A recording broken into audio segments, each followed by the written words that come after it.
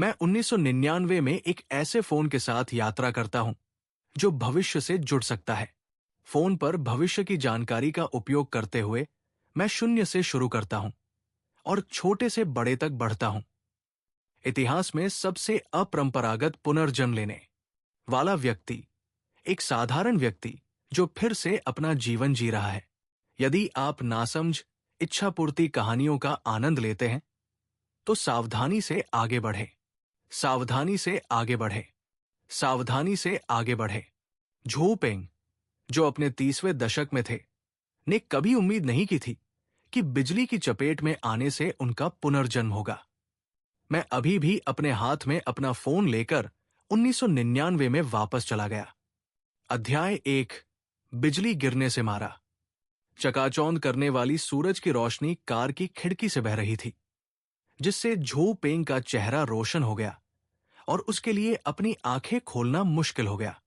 वो नहीं जानता था कि वो कितने समय से बेहोश था, केवल ये कि वो हर तरफ कमजोर महसूस कर रहा था। उसका मुंह सूखा था और उसके अंगों में दर्द हो रहा था। उसने धीरे से अपना चेहरा रगड़ा, कार के दरवाजे से मिनरल वाटर के कुछ घूंट लिए और कल बेहोश होने से पहले घटनाओं को याद करने की बहुत कोशिश की। कल राष्ट्रीय दिवस की छुट्टी का तीसरा दिन था, लेकिन जब अन्य लोग इत्मीनान से छुट्टी का आनंद ले रहे थे, झो पेंग को ओवरटाइम काम करना पड़ा। विज्ञापन में ऐसा ही होता है, कोई वास्तविक छुट्टी नहीं है। रात 8 बजे के आसपास काम खत्म करने के बाद झो पेंग को अकेले एक छोटा रेस्तरां मिला। उसने एक मांस पकवान, एक सब्जी पकवान और बियर की 2 बोतलें ऑर्डर दी। जब झो पेंग रेस्तरां से बाहर निकले तो बाहर भारी बारिश शुरू हो गई थी। उन्होंने राइड हेलिंग ऐप का इस्तेमाल करने की कोशिश की, लेकिन लंबे इंतजार के बाद भी किसी ने आदेश स्वीकार नहीं किया।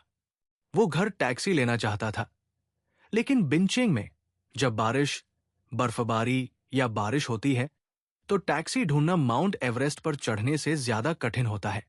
अपना सिर हिलाते हुए वो अपेक्षाकृत स्पष्ट सिर महसूस कर रहा था। अगले दिन अपने सुबह के काम के बारे में सोचते हुए और रेस्तरां घर से बहुत दूर नहीं था, उसने खुद घर ड्राइव करने का फैसला किया। जब तक वो धीरे धीरे गाड़ी चलाता रहा, उसे लगा कि वो ठीक हो जाएगा। सौभाग्य से ड्राइव अपेक्षाकृत चिकनी थी और उसे किसी भी डीयूआई जांच का सामना नहीं करना पड़ा।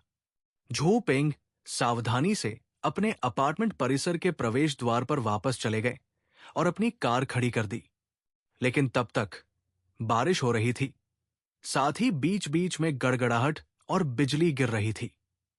पार्किंग की जगह झो पेंग की इमारत से कुछ दूरी पर थी और वर्तमान बारिश के साथ बाहर कदम रखने से सेकंड के भीतर हड्डी तक भीगने की गारंटी होगी। समय को देखते हुए अभी 10 बज रहे थे। झो पेंग ने थोड़ी देर कार में इंतजार करने का फैसला किया। उसने सीट को वापस अधिक आरामदायक कोण पर समायोजित किया, कार में वापस लेट गया, खिड़की को तोड़ दिया, एक दरार खोली, एक सिगरेट जलाई और बारिश की बूंदों को सनरूफ पर बिखर गया और बाहर बिजली गिरी। आज रात की बिजली विशेष रूप से सुंदर थी। महिला रेडियो होस्ट की व्यर्थ रोने को सुनकर झो पेंग ने चुपके से सोचा, एक बार जब मैं थोड़ा और पैसा बचा लेता हूं तो मैं निश्चित रूप से एक भूमिगत पार्किंग स्थान खरीदूंगा, जिसमें रेडियो कार्यक्रम बंद हो गया। उसकी जगह रेडियो तरंगों की गड़गड़ाहट ने ले ली, जो गड़गड़ाहट के साथ प्रतीत होती थी। आश्चर्य से ऊपर देखते हुए झो पेंग ने कार रेडियो स्क्रीन पर नजर डाली, जिसमें FM 000.0 प्रदर्शित किया गया था। क्या बिल्ली है? उसने ट्यूनर बटन दबाया, लेकिन डिस्प्ले अभी भी FM 000.0 दिखा रहा था। नाराज होकर झो पेंग इसे बंद करने के लिए पावर बटन तक पहुंचे। जैसे ही उसकी उंगली ने पावर बटन को छुआ, बिजली का एक बोल्ट ऊपर की ओर चमक उठा। उसके बाद उसकी उंगलियों में झुनझुनी सनसनी हुई और फिर और कुछ नहीं। झो पेंग ने अपना अभी भी भारी सिर हिलाया, ये सोचते हुए, क्या मैं बिजली की चपेट में आ गया था? तार्किक रूप से आपको कार में बिजली की चपेट में नहीं आना चाहिए। मुझे क्या हुआ? ये सोचकर झो पेंग ने जल्दी से खुद की जांच की। सौभाग्य से कुछ भी गलत नहीं था। फिर उसने सनवाइजर पर दर्पण खोला और खुद को फिर से देखा, लेकिन वो काले चेहरे वाले बाव गोंग में नहीं बदल गया था, या उसके पास एफ्रो नहीं था। झू पेंग को लगा जैसे कुछ गड़बड़ है। वो उस पर अपनी उंगली नहीं रख सकता था, इसलिए उसने अब इसके बारे में नहीं सोचने का फैसला किया। पानी के कुछ और घूंट लेने के बाद झू पेंग ने खिड़की से बाहर देखा और अचानक हांफने लगा। लगभग अपने हाथ में रखे पानी को थूक दिया। मैं कहाँ हूं? मैंने कल रात अपने आवासीय परिसर के प्रवेश द्वार पर अपनी कार खड़ी की। परिवेश परिचित और अजीब दोनों लगता है। सड़कें मेरे घर के पास लगती हैं, लेकिन कार एक कारखाने के पीछे एक खुली जगह में खड़ी है। कोई ऊंची इमारतें नहीं है, कोई बगीचा नहीं है, कोई दुकान नहीं है। बस एक परित्यक्त कारखाना और खाली जमीन का एक विशाल विस्तार। मैं कहाँ हूं? मैं यहां कैसे आया? झू पेंग का सिर, जो अभी अभी होश में आया था, फिर से धुंधला हो गया। वो कार से बाहर निकला और चारों ओर देखा। परिवेश कुछ परिचित लेकिन अजीब था। उसे लगा जैसे वो पहले भी यहां आया था, लेकिन वो इसे ठीक से नहीं रख सका। वो कहाँ था? क्या किसी ने शरारत की थी और उसकी कार को यहां खींचा था? उसने नक्शे की जांच करने के लिए अपना फोन निकाला, केवल यह पता लगाने के लिए कि यह मर चुका था।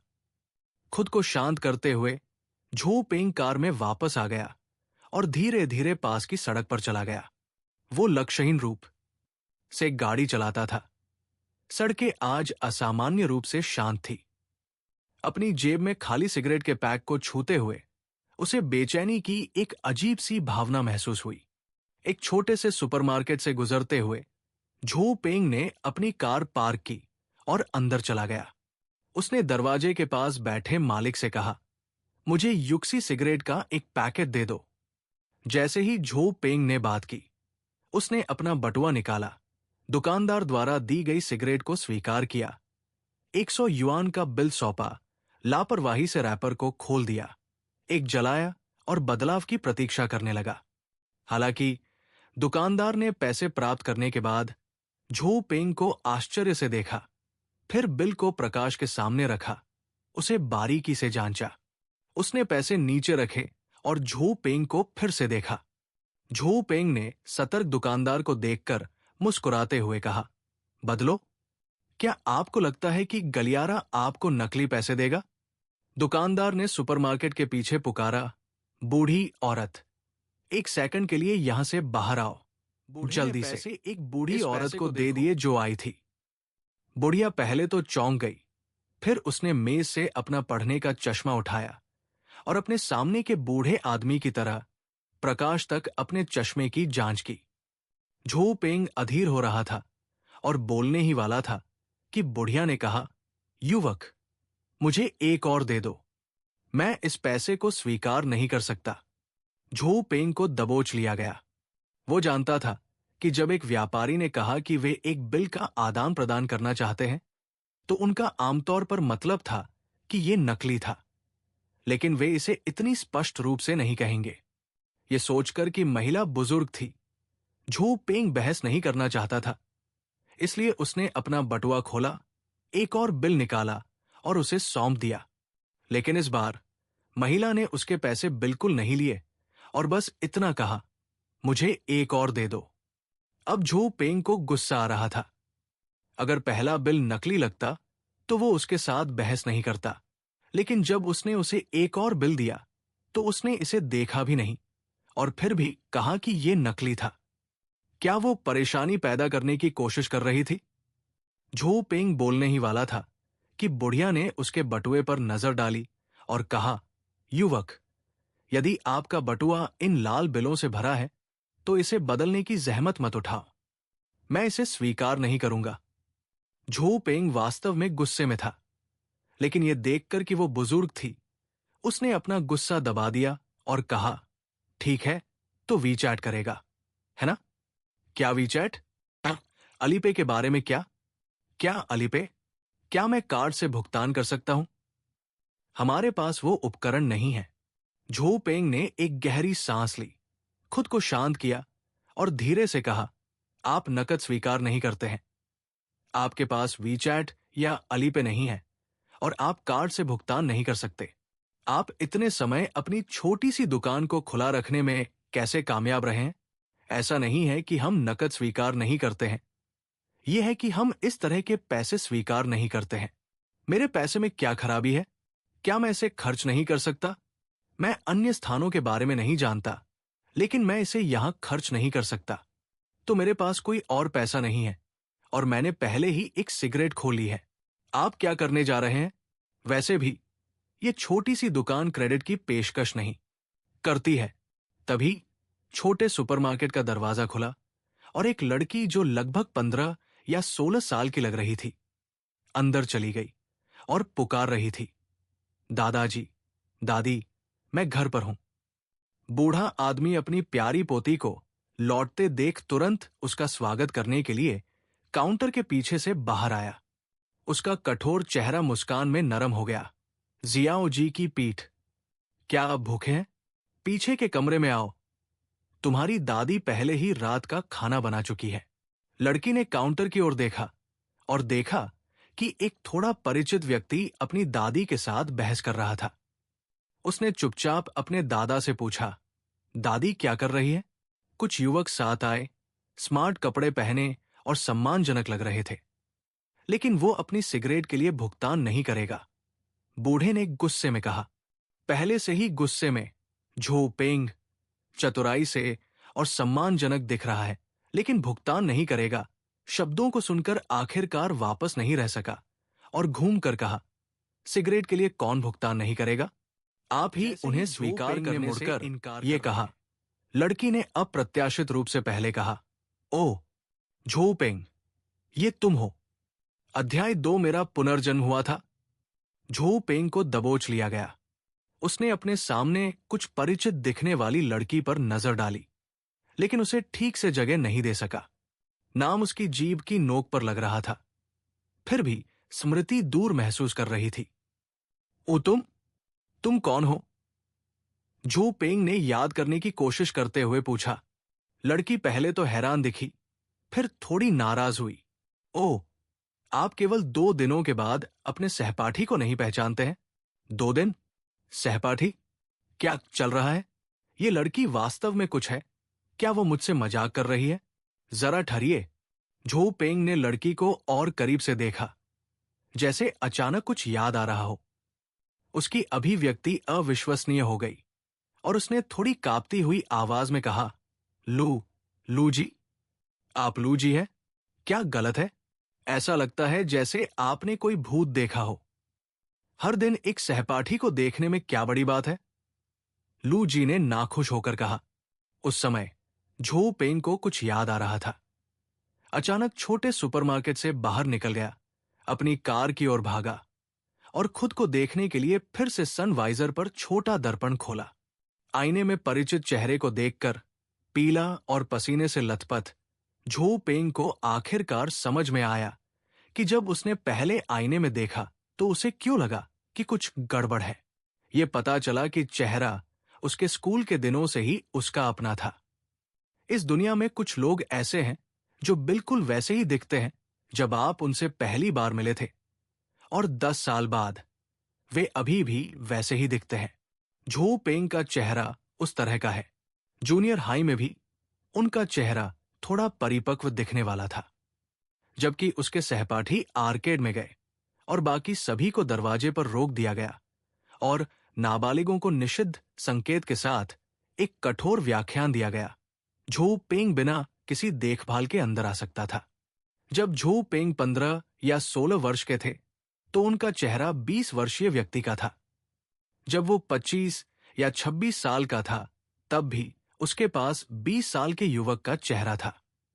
यह तब तक नहीं था जब तक कि वो 30 वर्ष का नहीं हो गया था कि उसके चेहरे पर उम्र का संकेत दिखाई दिया।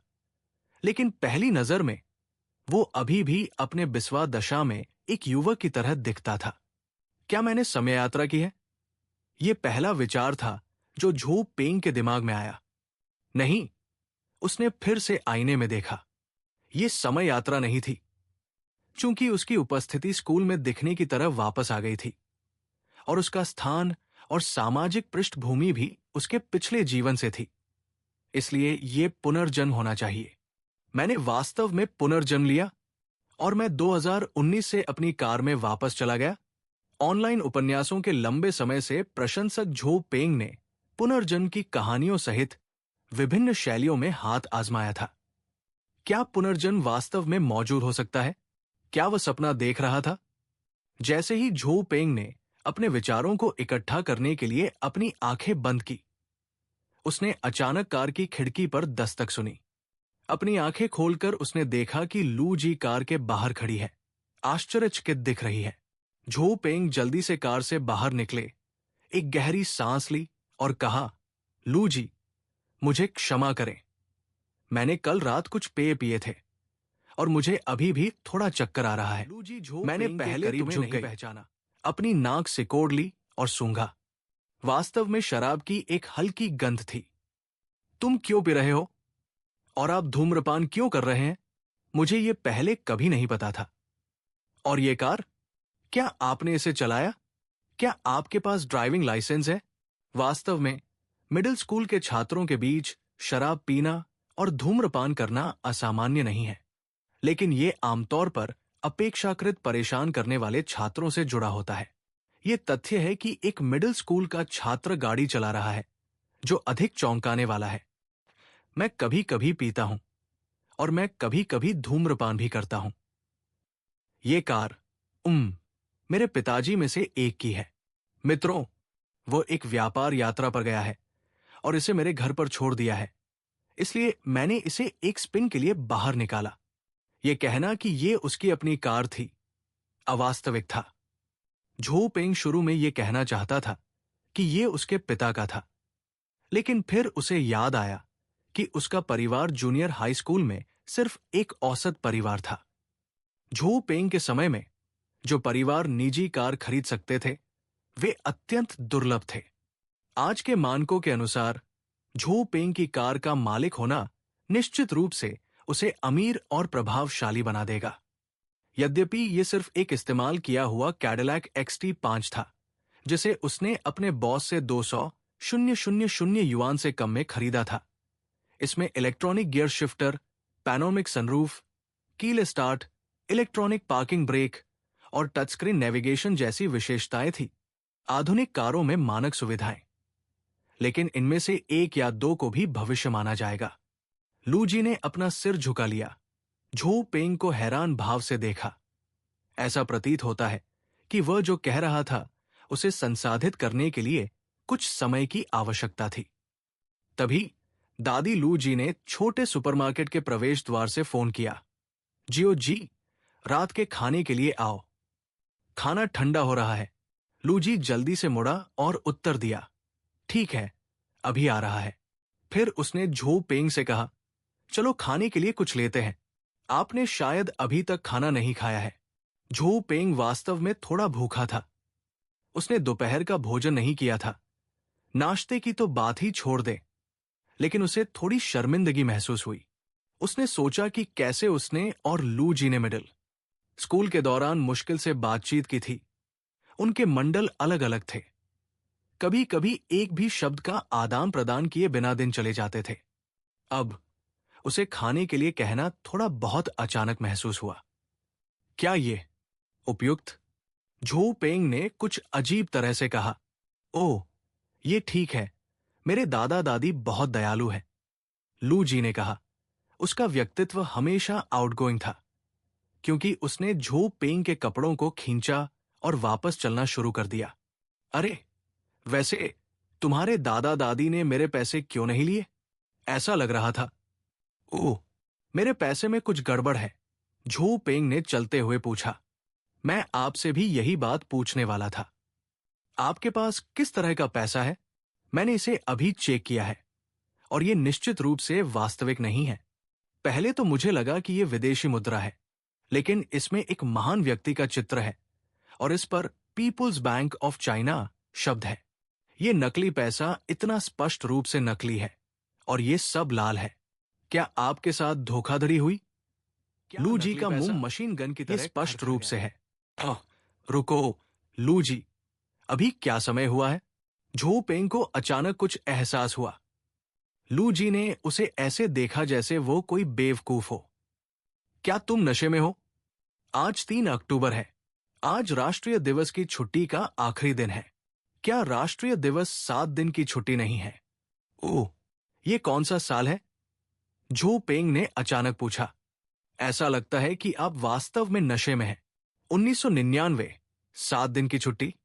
हम जूनियर हाई के तीसरे वर्ष में हैं और हमें राष्ट्रीय दिवस के लिए केवल 3 दिन की छुट्टी मिली। ये केवल पीपुल्स रिपब्लिक ऑफ चाइना की स्थापना की 50वीं वर्षगांठ के कारण था। कक्षाएं कल से शुरू हो रही हैं। आप किस बारे में सपना देख रहे हैं? वो समझ गया। सब कुछ स्पष्ट हो गया। झो पेंग आरएमबी बैंकनोटों के 5वें सेट का उपयोग कर रहे थे। हालांकि ये 1 अक्टूबर 1999, सिर्फ 2 दिन पहले को जारी किया गया था, केवल एक बहुत छोटा हिस्सा जारी किया गया था और ये शायद अगले 2 या 3 वर्षों तक बाजार में व्यापक रूप से प्रसारित नहीं होगा। उस समय प्रचलन में मुख्य मुद्रा अभी भी आरएमबी बैंकनोटों का चौथा सेट था, जिसे आमतौर पर बूढ़े आदमी के सिर बैंकनोट के रूप में जाना जाता था। इसलिए वो जिस पैसे का उपयोग कर रहा था, उसे उस समय अधिकांश लोगों द्वारा नकली धन माना जाता था। 1999 जूनियर हाई स्कूल का उनका अंतिम वर्ष था। जैसा कि वे स्नातक कर रहे थे, उनके पास प्रति सप्ताह केवल 1 दिन की छुट्टी थी, जिससे उन्हें उस दिन स्कूल में कक्षाओं में भाग लेने की आवश्यकता होती थी। उनकी छुट्टियां भी यथासंभव कम से कम की गई। अध्याय 3 फे वोंग का नया गाना। चीजों का पता लगाने के बाद वो लू जी के दादा दादी के घर के छोटे सुपरमार्केट में लौट आया। जैसे ही उन्होंने प्रवेश किया, लू जी ने सबसे पहले बात की। दादाजी और दादी, ये मेरी सहपाठी है। उन्होंने छुट्टी के दौरान अपने परिवार के साथ कुछ पेय पिए और थोड़ा नशे में आ गए। वो आज हमारे साथ दोपहर का भोजन कर रहा है। लू जी के दादा दादी पहले से ही जानते थे कि झो पेंग उनकी पोती की सहपाठी थी और जल्दी से कहा, अंदर आओ, अंदर आओ। हमने कुछ भी फैंसी नहीं बनाया, बस एक साधारण भोजन बनाया। झो पेंग अजीब तरह से मुस्कुराए और कहा, क्षमा करें दादाजी और दादी, मुझे आपको परेशान करने के लिए खेद है। खाने की मेज पर लू जी के दादा ने लापरवाही से पूछा, झो पेंग, क्या आप और जियो जी सहपाठी हैं? हाँ, ये सही है। क्या आपने देर से स्कूल शुरू किया या किसी कारण से स्कूल से छुट्टी ली? इससे पहले कि झो पेंग प्रतिक्रिया दे पाता, लू जी हंसने से खुद को नहीं रोक सका। दादाजी, वो वास्तव में मेरे सहपाठी है। वो बस थोड़ा बड़ा दिखता है। हमारे शिक्षक ने उनसे इस बारे में पूछा था जब स्कूल पहली बार शुरू हुआ था। हाँ, झो पेंग को तब एहसास हुआ कि जब वो स्कूल में था तो उसने वास्तव में काफी गलतफहमियां पैदा की थी। वो मुस्कुराया और कहा, हाँ दादाजी, लू जी और मैं एक ही उम्र के हैं। ये बस। खैर, मैं अपनी उम्र से थोड़ा बड़ा दिखता हूं। ये सुनकर लू जी और उसके दादा दादी बाद के वर्षों के इस छोटे से हास्य से खुश थे। शुरुआती अजीब माहौल धीरे धीरे खत्म हो गया। वैसे झो पेंग, आप दोनों अभी भी इस उम्र में बढ़ रहे हैं। छुट्टियों के दौरान कम शराब पीना ठीक है, लेकिन सिगरेट के लिए यदि संभव हो तो उनसे बचना सबसे अच्छा है। जब आपने उन सिगरेटों को खरीदा 19 साल तो मुझे लगा कि अगर मुझे पता होता कि आप जियो जी के सहपाठी हैं, तो मैं उन्हें आपको नहीं बेचता, दादी लू जी ने ईमानदारी से कहा। झो पेंग ने अजीब तरह से अपनी जेब में युक्सी सिगरेट के पैकेट को छुआ और शर्मिंदगी से कहा, मुझे पता है दादी, मैं भविष्य में कम धूम्रपान करने की कोशिश करूंगा। ओह, और वो पैसा नकली नहीं था। ये इस वर्ष जारी किए गए आरएमबी का नवीनतम संस्करण है। ये अभी तक प्रचलन में नहीं हो सकता है, लेकिन ये जल्द ही मौजूदा मुद्रा की जगह लेगा। इसे शुरुआती बिंदु के रूप में उपयोग करते हुए झो पेंग ने जल्दी से समझाया। हालांकि आरएमबी का 5वां सेट अभी तक व्यापक रूप से प्रसारित नहीं हुआ था। यह वास्तव में 1 अक्टूबर से जारी किया गया था। अब जब आप इसका उल्लेख करते हैं, तो मुझे लगता है कि मुझे अस्पष्ट रूप से याद है। दादाजी लू जी ने एक पल के लिए सोचने के बाद कहा, अखबार ने कुछ दिन पहले कहा था कि इस साल नया आरएमबी जारी किया जाएगा। मैं इसे बाद में देखने जाऊंगा। उन्होंने कहा, पुराने अखबारों को खोजने के लिए उठते हुए। दादी लू ने जल्दी से कहा, ये ठीक है, ये ठीक है, हम अभी भी जियाओजी पर भरोसा करते हैं। एक क्षण बाद दादाजी लू एक अखबार लेकर आए और कहा, ये वास्तव में है। आह, बूढ़ी औरत। मुझे याद है कि मैंने कुछ दिन पहले ये खबर देखी थी, लेकिन मैंने केवल इस पर नजर डाली और करीब से नहीं देखा। तस्वीर को देखो, ये वास्तव में वही है जो झो पेंग ने हमें दिया था। ये सुनकर झो पेंग ने राहत की सांस ली। शुक्र है उसे नकली पैसे के ठग के लिए गलत नहीं समझा गया था। लू जी ने भी अखबार लिया और उसे देखा। अचानक कहा, झो पेंग, तुम अद्भुत हो। क्या आपको नई मुद्रा मिल गई है जो केवल परसों जारी की गई थी? ये तेज है। ओह, ये मेरे पिता का दोस्त है, जिसके बारे में मैंने आपको व्यापार यात्रा पर बताया था। वो पीपुल्स बैंक ऑफ चाइना में काम करता है। दरअसल सरकार ने कहा था कि ये 1 अक्टूबर को जारी किया जाएगा, लेकिन ये पहले से ही आंतरिक रूप से प्रसारित हो रहा है।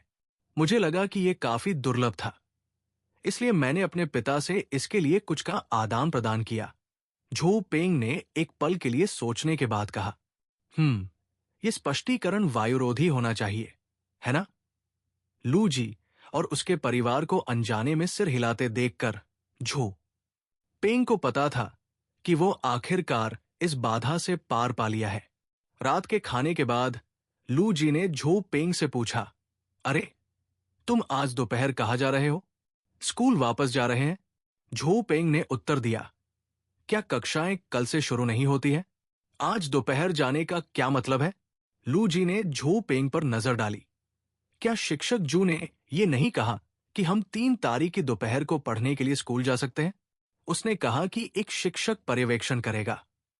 भले ही ये स्वैच्छिक है, ओल्ड जू की आंखों को देखें। ऐसा लगता है जैसे वो कह रही है कि अगर आप नहीं आए तो आप मुसीबत में पड़ जाएंगे। ओल्ड जू झो पेंग के मिडिल स्कूल होमरूम शिक्षक थे, जिनका नाम जू लैन था। वो भौतिकी पढ़ाती थी और एक अत्यंत मुखर, आत्मकेंद्रित और निर्दयी झो पेंग की स्मृति में उनकी कक्षा में हर कोई, चाहे वो शीर्ष छात्र हो या संघर्षरत छात्र, एक अच्छा छात्र या संकटमोचक, पूरी तरह से उसके नियंत्रण में था। लेकिन 20 साल बाद जीवन का अनुभव करने के बाद पीछे मुड़कर देखने पर यह इतना बुरा नहीं लगा। हालांकि उसने यही सोचा था। झो पेंग ने फिर भी कहा, चलो एक साथ स्कूल वापस चलते हैं। लू जी के दादा दादी के बार बार आग्रह पर झो पेंग ने लू जी को स्कूल की ओर ले जाया। कार में बैठे लू जी ने उत्सुकता से छुआ और सब कुछ देखा। झो पेंग, तुम्हारे चाचा बहुत अमीर होंगे। ये कार बहुत हाई एंड है। इसकी कीमत कितनी थी? झो पेंग को कार की स्क्रीन पर लापरवाही से टैप करते हुए, गाने स्विच करते और वॉल्यूम समायोजित करते हुए देखकर लू जी मदद नहीं कर सकी, लेकिन पूछ सकी। झो पेंग केवल मुस्कुरा सकता था और कह सकता था, ये ठीक है, मुझे नहीं पता कि इसकी कीमत कितनी है। जब उसने लू पेंग को कार के नेविगेशन सिस्टम को चालू करते देखा और सीधे जाओ, बाएं मुड़े और सही आगे रखो जैसे आवाज संकेत जारी किए, तो लू जी ने कहा, झो पेंग, ये कार बात कर सकती है। ये एक फिल्म से बाहर की तरह है। लू जी की बातें सुनकर झो पेंग को नहीं पता था कि कैसे समझाया जाए। काफी देर तक सोचने के बाद वो कहने में कामयाब रहे, ये शायद आयात किया गया है। विदेशी सामान अधिक उच्च अंत है। विदेशी कारें विदेशी भाषाएं क्यों नहीं बोलती? ओह, झो पेंग वास्तव में नहीं जानता था कि कैसे जारी रखा जाए। अपनी आंखों में अजीबता छिपाने के लिए झो पेंग ने लापरवाही से अपने सिर पर चश्मे का केस खोला, धूप का चश्मा निकाला और उन्हें पहन लिया। लू जी ने हैरान भाव से झो पेंग की ओर देखा। झो पेंग, क्या यह वास्तव में आपके पिता के दोस्त की कार है? आप इसे इतनी कुशलता से चलाते हैं। ऐसा लगता है जैसे आप इसे वर्षों से चला रहे हैं। ओह। लड़के स्वाभाविक रूप से यांत्रिकी और सामान में अधिक रुचि रखते हैं, और मुझे विशेष रूप से कारों का अध्ययन करना पसंद है। झो पेंग अब बहुत पसीना बहा रहा था। लू जी से और कुछ भी कहने से डरता था। कहीं ऐसा न हो कि वो गलत बात कहें। वो बस जितनी जल्दी हो सके स्कूल जाना चाहता था। उसने लू जी का ध्यान भटकाने की उम्मीद में संगीत की मात्रा बढ़ा दी। निश्चित रूप से लू जी का ध्यान कार में संगीत की ओर आकर्षित हुआ, और उसने अनजाने में अपने सिर को लय में थोड़ा सा घुमाया। अंत में झो पेंग ने राहत की सांस ली। जैसे जैसे वे स्कूल के करीब पहुंचे और तेजी से परिचित सड़कों को देखा, झो पेंग मदद नहीं कर सका, लेकिन थोड़ा उत्साहित महसूस कर रहा था। जैसे ही झो पेंग गाने का स्वाद ले रहे थे, लू जी अचानक फिर से बोले, झो पेंग, ये गाना वास्तव में अच्छा है। ये क्या है? बिना सोचे समझे झो पेंग ने लापरवाही से उत्तर दिया, वांगफी का प्यार की वजह से। हो, वांगफी? प्यार की वजह से? लू जी ने खुद से बुदबुदाया, मैं फे वोंग का बहुत बड़ा प्रशंसक हूं। मैं उसके सभी गाने गा सकता हूं। मैंने इसे कभी कैसे नहीं सुना? झो पेंग, जिसका दिल अभी अभी शांत हुआ था, फिर से तनावग्रस्त हो गया, हकलाते हुए, ओह, शायद ये एक नया गाना है जो अभी सामने आया है। वास्तव में मैं सप्ताह में कम से कम एक बार रिकॉर्ड स्टोर पर जाता हूं।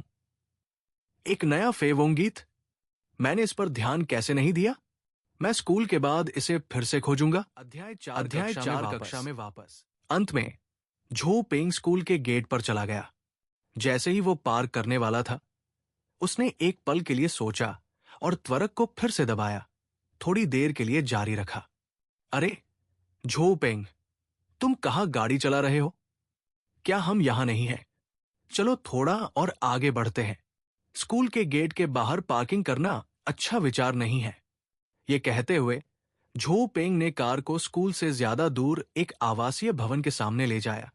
फिर लू जी के साथ बाहर निकल गया और एक साथ स्कूल की ओर चला गया। लू जी, ठीक है, जब हम स्कूल पहुंचते हैं तो क्या आप आज सहपाठियों को मेरे बारे में नहीं बता सकते? झो पेंग ने एक पल के लिए सोचा और कहा, चिंता मत करो, मैं तुम्हारे धूम्रपान और शराब पीने के बारे में किसी को नहीं बताऊंगा। लू जी ने सोचा कि झो पेंग उसकी छवि के बारे में चिंतित थी। झो पेंग ने जल्दी से कहा, नहीं, धूम्रपान और शराब पीने से कोई फर्क नहीं पड़ता। मेरा मतलब था कि मैं अपनी ड्राइविंग के बारे में किसी को नहीं बताऊं। आखिरकार मैं अभी भी मिडिल स्कूल में हूं। लू जी को अचंभित कर दिया गया। उसे उम्मीद नहीं थी कि झो पेंग इस बारे में चिंतित होंगे। उसने असमंजस में कहा, मैं मिडिल स्कूल में गाड़ी चला सकती हूं। यह कितना अच्छा लगेगा, और एक कार जो इस तरह बात कर सकती है। झो पेंग ने हताशा की नजर से सोचा, आप इसे अकेले नहीं संभाल सकते।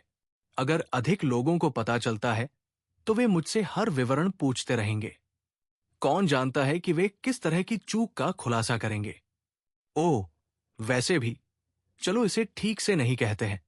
मैं लो प्रोफाइल रखना चाहता हूं। कमकुंजी? लू जी ने अपना सिर नीचे किया और धीरे से शब्द को दोहराया, जैसे कि इसका अर्थ पचा रहा हो।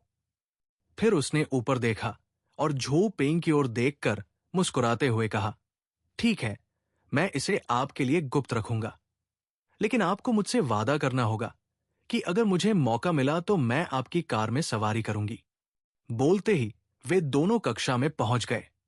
ओल्जू अभी तक नहीं आया था, लेकिन आधे से अधिक कमरे में पहले से ही कब्जा कर लिया गया था। कुछ पढ़ रहे थे और व्यायाम कर रहे थे, जबकि अन्य छोटे समूह में बातें कर रहे थे। झो पेंग और लू जी को एक साथ कक्षा में चलते देखकर कुछ लड़के जो अनजाने में चिढ़ाना पसंद करते थे ने आह भरी। उस युग के मध्य विद्यालय के छात्र ऐसे ही थे, बस लिंग संबंधों की एक नई समझ हासिल करना शुरू कर रहे थे और अभी भी अन्वेषण और जिज्ञासा के चरण में है। लड़कों और लड़कियों को एक साथ देखना, विशेष रूप से दो लोग जो आमतौर पर बहुत कम बातचीत करते थे, बस ऐसा ही था। आमतौर पर भले ही वे स्कूल के गेट पर एक दूसरे से टकरा जाएं, वे एक दूसरे का अभिवादन करते थे या यहां तक कि नमस्ते भी कहते थे और अपने अलग अलग रास्ते पर नहीं जाते थे। लेकिन कक्षा में कंधे से कंधा मिलाकर चलना, इस तरह बातें करना और हंसना आसानी से दूसरों को परेशान कर देता है। माना जा रहा है कि आने वाले दिनों में जल्द ही क्लास में कुछ अफवाहें फैलेंगी। लूजी, जो आउटगोइंग थी, को बिल्कुल भी बुरा नहीं लगा। उसने उन लड़कों पर नजर डाली जो उसे उकसा रहे थे, फिर कूद गई और अपने करीबी दोस्तों के बगल में बैठ गई, बातें कर रही थी। इस समय झो पेंग को लग रहा था कि उसके एक्यूपॉइंट्स किसी ने मारे हैं। कक्षा के सामने खड़े होकर उसने इस परिवेशीय लेकिन अविश्वसनीय रूप से परिचित, अपरिचित और गहराई से परिचित दोनों महसूस करते थे, जैसे कि संयन ही पूरा स्थान एक ठहराव पर आ गया था। कक्षा में प्रवेश करने से पहले झो पेंग ने अपने सहपाठियों का अभिवादन करने के 100 तरीकों के बारे में सोचा था, लेकिन इस समय वो कुछ भी नहीं कह सकता था या कर नहीं सकता था। बस बेवकूफी से वही खड़ा है। आलू की तरह आगे की पंक्ति में बैठे हैं सोंगपेंग, जिन्हें अक्सर उनके छोटे कद के कारण धमकाया जाता है। क्लास मॉनिटर गाओ यांग, जो एक टॉमबॉय की तरह दिखती है और एक वीर चेहरा है, एक लड़की हो सकती है, लेकिन उसका व्यक्तित्व सीधा और बहुत गर्मजोशी से भरा है। ली फैंगजिंग, अध्ययन मॉनिटर, चश्मा पहने हुए, जो मोटी शराब की बोतलों की तरह दिखता है, हमेशा पढ़ता है और व्यायाम करता है। वेन वेन जिंगजिंग हमेशा मुस्कुराती रहती है। झाओ यू खूबसूरती से लिखती है, खूबसूरती से खींचती है और हमेशा क्लास बुलेटिन बोर्ड के लिए जिम्मेदार होती है। गुओफी, जो एक पुरुष मॉडल के बाल कटवाने और कुटिल मुंह के साथ मुस्कुराते थे, स्कूल के अंदर और बाहर कई उपद्रवियों को जानते थे और कक्षा में कठिन अभिनय करने के आदी थे। चेन युआन, अपने स्वाभाविक रूप से घुंघराले, काले और पतले चेहरे के साथ हमेशा चुटीले दिखते हैं। अरे तुम बवा, ये एकमात्र भाई है जिसके साथ झो पेंग ने भविष्य में कभी संपर्क में रखा है। ऐसे ही मैं एक के बाद एक बार बार देखता रहा। अंत में उसकी नजर एक नाजुक और नाजुक चेहरे पर टिक गई। लड़की की त्वचा विशेष रूप से गोरी होती है, जिसमें एक उच्च नाकपुल, पतले होंठ और एक साफ छोटे बाल होते हैं, जो हमेशा सूरज की रोशनी में एक फीकी सुनहरी चमक देते हैं। ये सोंग कियान थी, जो एकमात्र लड़की झो पेंग को मिडिल स्कूल में पसंद थी। दुर्भाग्य से झो पेंग उस प्रकार की लड़कियों को पसंद नहीं थी जो उस युग में पसंद करती थी। उस समय लड़कियों को लड़कों की पसंद आने वाली लड़कियों का रंग हमेशा धूप और सुंदर होता था। एक सुंदर चेहरा जो आसानी से किसी भी चीज को मात दे सकता था। दूसरा स्थान विशेष कौशल वाले लोगों को जाता है, या तो खेल में उत्कृष्ट या अकादमिक रूप से उत्कृष्ट होना, और गायन और नृत्य में प्रतिभाशाली होना, जो कई प्रशंसकों को आकर्षित करता है। तीसरा प्रकार आलसी प्रकार है, जो स्कूल के अंदर और बाहर दोनों जगह हावी है। वर्ष 2000 के आसपास हांगकांग सिनेमा अपने चरम पर था और यंग एंड डेंजरस श्रृंखला का किशोरों पर सबसे अधिक प्रभाव पड़ा। कुछ समय के लिए परिसरों में ब्रदर नान, चिकन, बिग स्काई, क्रो आदि का उछाल देखा गया और कई लड़कियों ने हकलाने का सपना भी देखा। हालांकि झो पेंग ठीक एक साधारण समूह है, जो इन तीनों में से किसी से भी संबंधित नहीं है, एक ऐसा समूह जो फिर कभी सामान्य नहीं हो सकता। उनकी कुछ हद तक परिपक्व उपस्थिति कुछ हद तक जगह से बाहर थी। इस बिंदु पर बाद की पीढ़ियों में युवा लड़कियों के चाचा परिसर का कोई वास्तविक प्रभाव नहीं पड़ा। जब चाचा शब्द प्रचलित हो गया, तो झो पेंग अभी भी वैसा ही दिखता था जैसा वो 10 साल पहले था। सीधे शब्दों में कहें तो उसकी उम्र में उसका एक बच्चा चेहरा था। जब आप अपने 30वें दशक तक पहुंचते हैं और उम्र के कुछ लक्षण दिखाना शुरू करते हैं, तो युवा ताजा मांस फिर से लोकप्रिय हो जाता है। इसलिए महिलाओं के बीच झो पेंग की लोकप्रियता हमेशा औसत थी। अपने पुनर्जन्म तक झो पेंग वो अभी भी शौक थे, कुंवारा था। फिल्मों, कॉमिक्स और उपन्यासों का आनंद लेते थे। बाद के शब्दों में वो एक अधिक ओटाकू साहित्यिक प्रकार का था, लेकिन दुर्भाग्य से वो अब मुख्य धारा में नहीं था। लंबा और बड़ा होने के कारण दूसरों को लगता है कि वो एक बड़ा मूर्ख है। उनका एकमात्र पसंदीदा खेल बास्केटबॉल राष्ट्रीय स्तर पर प्रसिद्ध फुटबॉल शहर बिंचेंग में कुछ हद तक आला था। मैं कीचड़ में था, लेकिन वो व्यावसायिक स्कूल से स्नातक होने के बाद था। उन भ्रमित दिनों के दौरान, जब मुझे लंबे समय तक नौकरी नहीं मिली थी, मैंने समाज में कुछ दोस्त बनाए। इसलिए मिडिल और हाई स्कूल के दौरान झो पेंग ने उन सभी स्थितियों से पूरी तरह से परहेज किया जो एक लड़की को उनके जैसी बना देंगी। गहरी सांस। झो पेंग ने 3 साल तक सोंग कियानकियान को पसंद किया था और एक बार कबूल करने का साहस जुटाया था, लेकिन दुर्भाग्य से उसे केवल एक अच्छा आदमी कार्ड मिला। जैसे ही झो पेंग का दिमाग इस अवधि की यादों की खोज कर रहा था, उसके सिर पर अचानक एक किताब ने थप्पड़ मारा। उसके बाद ओल्ड जू की आवाज आई, झो पेंग, तुम वहां किस लिए खड़े हो? सबको पढ़ाते हो? जल्दी से अपनी सीट पर वापस जाओ। झो पेंग को दबोच लिया गया। मेरी सीट कहाँ है? आखिरकार 20 साल हो गए हैं और झो पेंग को याद नहीं है कि उसने पूरे मिडिल स्कूल में कितनी बार सीटें बदली है। ये उसे याद दिलाता है कि वो 9वीं कक्षा के पहले सेमेस्टर में किसके बगल में बैठा था और कहाँ बैठना है, ये वास्तव में थोड़ा मुश्किल है। जैसे ही झो पेंग याद करने की कोशिश कर रहा था, उसने अचानक चेन युआन को उसकी ओर देखते हुए देखा, फिर उसके बगल वाली खाली सीट पर एक नजर डाली। झो पेंग समझ गया और चला गया। पीछे से बूढ़े जू की आवाज आई, चेन युआन, अपनी नाक बंद रखने और अपनी आंखें मूंद लेने की कोई जरूरत नहीं है। मैं आपको बता दूं, उसे बुलाओ और कम कहो, अन्यथा वो दालान में खड़ा हो जाएगा। चेन युआन ने ओल्ड जू पर गालों से मुस्कुराते हुए कहा, चिंता मत करो शिक्षक, हम एक दूसरे की मदद करेंगे, एक साथ अध्ययन करेंगे और एक साथ प्रगति करेंगे। गहरी सांस। ये बच्चा बस इतना ही बेशर्म है। अध्याय 5 गपशप आती है। झो पेंग को निश्चित रूप से याद था कि वो चेन युआन के साथ एक ही मेज पर कभी नहीं बैठा था।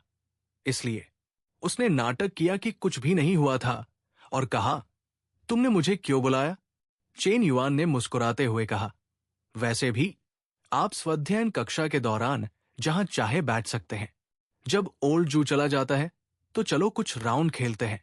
बेशक झो पेंग को पता था कि जब उन्होंने कहा कि चलो 2 गेम खेलते हैं, तो उनका मतलब एक बहुत ही सरल प्रकार का गोमोकू था। एक नोटबुक में एक बिसात खींचना और टुकड़ों के रूप में और को आकर्षित करने के लिए स्ट्रो का उपयोग करना।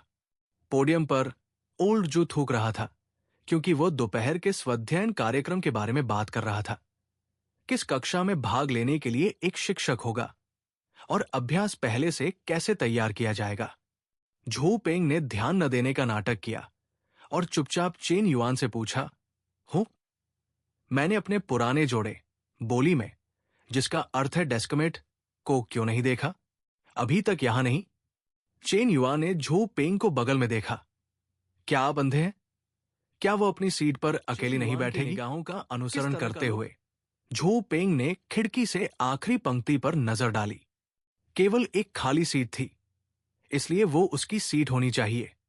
उसके बगल में एक लड़की बैठी थी जिसे लड़कियों के बीच लंबा और विशेष रूप से गोलमटोल माना जाता था, वांग जियाओना।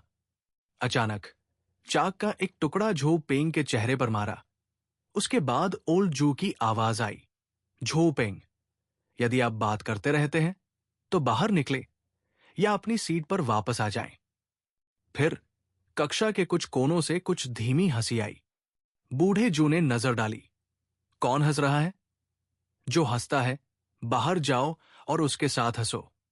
झो पेंग नाराज या शर्मिंदा नहीं था। वो चाक की नोक से टकराए गए स्थान को पहुंचने के लिए आगे बढ़ा। अपने बगल में शेडन फ्रूट चेन युआन को देखा और उसके मुंह के कोने पर एक बेहोशी वास्तविक मुस्कान दिखाई दी। क्या एक परिचित कक्षा है। ओल्ड जू के चाक युक्तियां अभी भी हमेशा की तरह सटीक है। कभी भी एक शॉट नहीं चुकती है। वो परिचित और परिचित भावना वापस आ गई है। ये अद्भुत है। दोपहर की 4 अवधि के दौरान कई शिक्षकों ने बारी बारी से स्वाध्ययन देखा। उनमें से लगभग सभी कुछ महत्वपूर्ण मुद्दों के बारे में बात करते हैं, फिर सामने के पोडियम पर बैठते हैं और प्रश्नों के साथ छात्रों के आने और उन्हें स्वयं खोजने की प्रतीक्षा करते हैं। झो पेंग और चेन युआन ने गोमोकू के कई खेल खेले, लेकिन उनके लंबे अनुभव की कमी के कारण वे जितने जीते उससे अधिक हार गए। बाकी का अधिकांश समय चेन युआन के साथ बातचीत करने और दृश्य के चारों ओर बातचीत करने में व्यतीत होता था। इस घटना के लिए विषय शिक्षक आमतौर पर तब तक आंखें मूंद लेते हैं जब तक आप दूसरों को परेशान नहीं करते। झो पेंग अपने 3 साल मिडिल स्कूल में इस कक्षा में अर्धपारदर्शी अवस्था में बिताते थे। आज का दिन एक छोटे से केंद्र की तरह था।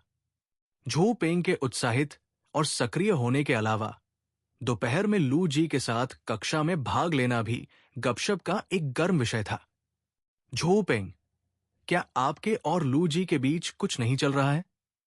जियांग चेंग, जो चेन युआन के सामने था, ने मुड़कर एक अंग्रेजी किताब पकड़े हुए पूछा। जियांग चेंग की बातें सुनकर चेन युआन की कलम अनजाने में रुक गई। हालांकि वो अभी भी शतरंज की बिसात पर चित्र बना रहा था। उसकी आंखें ध्यान से या अनजाने में झो पेंग को देख रही थी। ये कुछ भी नहीं है, मैं बस दरवाजे पर एक दूसरे से टकराया और एक साथ अंदर आया। झो पेंग ने अपनी कलम से शतरंज की बिसात पर नजर रखते हुए उत्तर दिया। झो पेंग की बातें सुनकर चेन युआन को खुशी की लहर महसूस हुई और वो काफी आराम से रह गया। जियांग चेंग के डेस्कमेट ली जिंग ने यह सुना और अपनी अंग्रेजी किताब पकड़े हुए कहा, रुको, आप दोनों पूरे सेमेस्टर में मुश्किल से कुछ शब्दों का आदान प्रदान करते हैं, लेकिन जब आप दोपहर में यहां आते हैं तो आप एक दूसरे के ठीक बगल में बैठे होते हैं, बातें कर रहे होते हैं और हंस रहे होते हैं। लड़कियों में वास्तव में इस तरह की गपशप के प्रति एक मजबूत अवलोकन क्षमता होती है। लड़के केवल 2 मुख्य पात्रों को देखते हैं, जबकि लड़कियां विवरण और उनके बीच संबंधों पर अधिक ध्यान केंद्रित करती हैं। झो पेंग ने ली जिंग की ओर देखा और कहा, आप बहुत चौकस है। मैंने इस सेमेस्टर में बोले गए कुछ शब्दों को रिकॉर्ड किया है। क्या तुम्हारा मुझसे कोई भी दंग रह गया? क्या ये सचमुच वही था? मिडिल स्कूल में वापस झो पेंग ने कभी भी लड़कियों को इस तरह से छेड़ा नहीं था। ऐसा लगता है कि समय वास्तव में एक व्यक्ति को बदल देता है। ली जिंग शर्मा गया और धीरे से थूक दिया, जबकि चेन युआन और जियांग चेंग मदद नहीं कर सके लेकिन हंसने लगे। इस समय चेन युआन ने बिना ऊपर देखे ही कहा, इसे भूल जाओ, तुम दोनों को बेतहाशा अनुमान नहीं लगाना चाहिए। वे निश्चित रूप से ठीक है। झो पेंग अभी भी। बाप रे! इससे पहले कि वो समाप्त कर पाता, झो पेंग ने चेन युआन को मेज के नीचे पटक दिया। हर कोई जानता था कि झो पेंग को सॉन्ग कियान पसंद था, लेकिन जब से उसका कबूलनामा खारिज कर दिया गया, वो केवल एक चीज के बारे में सोच रहा था, वो चेन युआन, उसका सबसे अच्छा दोस्त था। गपशप सुनकर जियांग चेंग और ली जिंग दोनों ने एक स्वर में पूछा, ये कौन है? मुझे बताओ। क्या झो पेंग अभी भी सॉन्ग कियान को पसंद कर सकता है? झो पेंग ने चेन युआन को धमकी से देखा और कहा, उसकी बकवास मत सुनो। मैं संभवतः किसे पसंद कर सकता हूं। यह बिल्कुल सच नहीं है। ओल्ड ना अब पूरे दिल से बौद्ध धर्म के प्रति समर्पित है। ये कहने के बाद उसने सॉन्ग कियान की पीठ पर थोड़ा अपराध बोध से देखा, जो सिर नीचे करके पढ़ रहा था। तेज तर्रार ली जिंग को मूर्ख बनाना स्पष्ट रूप से असंभव था। वो झो पेंग को उकसाने के लिए लग रहा था और कहा, सच है, यहां तक कि लू जी भी आपकी आंख को नहीं पकड़ती है। आप और किसे पसंद कर सकते हैं? क्या हमारी कक्षा में लू जी से भी सुंदर कोई है? दरअसल लू जी को इस वर्ग में वर्ग की सुंदरता माना जाता था और उनका एक महान व्यक्तित्व था, कई लड़कों के दिलों में एक देवी। लेकिन जब रिश्तों की बात आती है तो आपको इसे महसूस करने के लिए वास्तव में अपनी आंख पकड़नी होगी। झो पेंग की नजर में लू जी एक दोस्त के रूप में उपयुक्त है, जबकि उसकी प्रेमिका सोंग कियान जैसे शांत व्यक्ति को पसंद करती है। ये देखकर कि झो पेंग ने कोई जवाब नहीं दिया, ली जिंग ने मुस्कुराहट के साथ जारी रखा, लेकिन भले ही आप लू जी को पसंद न करें, वो आज भी कई बार हम पर नजर डाल चुकी है। मुझे आश्चर्य है कि वो किसे देख रही है। बोलने के बाद उन चारों ने एक स्वर में लू जी की ओर अपना सिर घुमाया, जो उनकी दिशा में देख रहे थे। झो पेंग और अन्य लोगों को उसकी ओर देखते हुए लू जी को थोड़ी भी शर्मिंदगी महसूस नहीं हुई। इसके बजाय वो झो पेंग पर उदारतापूर्वक मुस्कुराई, फिर चंचलता से पलक झपकाई। ये देखकर चेन युआन, जियांग चेंग और ली जिंग सभी ने एक हंसमुख विस्मयादि बोधक कहा। जियांग चेंग ने मजाक में भी कहा, झो पेंग, मुझे मत बताओ कि लू जी अभी मुझे और चेन युआन को देखकर मुस्कुरा रहा था। ठीक है, शायद उपहास जोर से हो रहे थे, क्योंकि अंग्रेजी शिक्षक ने पोडियम पर ब्लैक बोर्ड इरेजर के साथ डेस्क को कई बार थपथपाया, उन्हें याद दिलाया, तुम लोग सावधान रहो। यदि आप स्वयं अध्ययन नहीं करते हैं तो दूसरों को परेशान न करें। जियांग चेंग, ली जिंग, अपना सिर घुमाओ। यदि आपके कोई प्रश्न है तो आगे आएं और मैं आप दोनों को समझा दूंगा। इस प्रकार स्वाध्ययन की दोपहर एक आरामदायक माहौल में बीती थी और झो पेंग ने धीरे धीरे अपनी परिचित भावना को पुनः प्राप्त किया और पर्यावरण के अनुकूल हो गए। 4 कक्षाओं के बाद शाम के 4 बजे बज चुके थे। उसके बाद 1.5 घंटे हर कोई स्नैक्स खरीदने या पास के किसी छोटे रेस्टोरेंट में खाने के लिए बाहर जाता था। घर के करीब के लोग खाने के लिए वापस चले जाते थे और कुछ अपने माता पिता से भोजन लाने आते थे। भोजन के बाद वे खेल के मैदान में टहलने जाते थे या आसपास की दुकानों को ब्राउज करते थे। झो पेंग और चेन युआन आमतौर पर बस एक त्वरित काट लेते हैं। किंग ऑफ फाइटर 97 गेम खेलने के लिए आर्केड में जाते हैं और फिर शाम के स्वाध्ययन के लिए सुबह 6 बजे से पहले लौटते हैं। लेकिन आज झो पेंग चेन युआन के साथ खाने के लिए बाहर नहीं गए। उसने बहाना बनाया कि एक दोस्त बाद में टहलने के लिए उसे देखने आएगा। वास्तव में स्कूल और उसके आसपास का अनुभव करना चाहता था और उस परिचित भावना को खोजना चाहता था। मैं 2 बार स्कूल के बाहर घूमता रहा। एक बार परिचित छोटे रेस्तरां, स्टेशनरी स्टोर, किताबों की दुकानों और सुविधा स्टोर को देखता रहा। वो कुछ खरीदना चाहता था, लेकिन उसे याद आया कि उसकी जेब में एक भी चौथी सीरीज आरएमबी बिल नहीं था।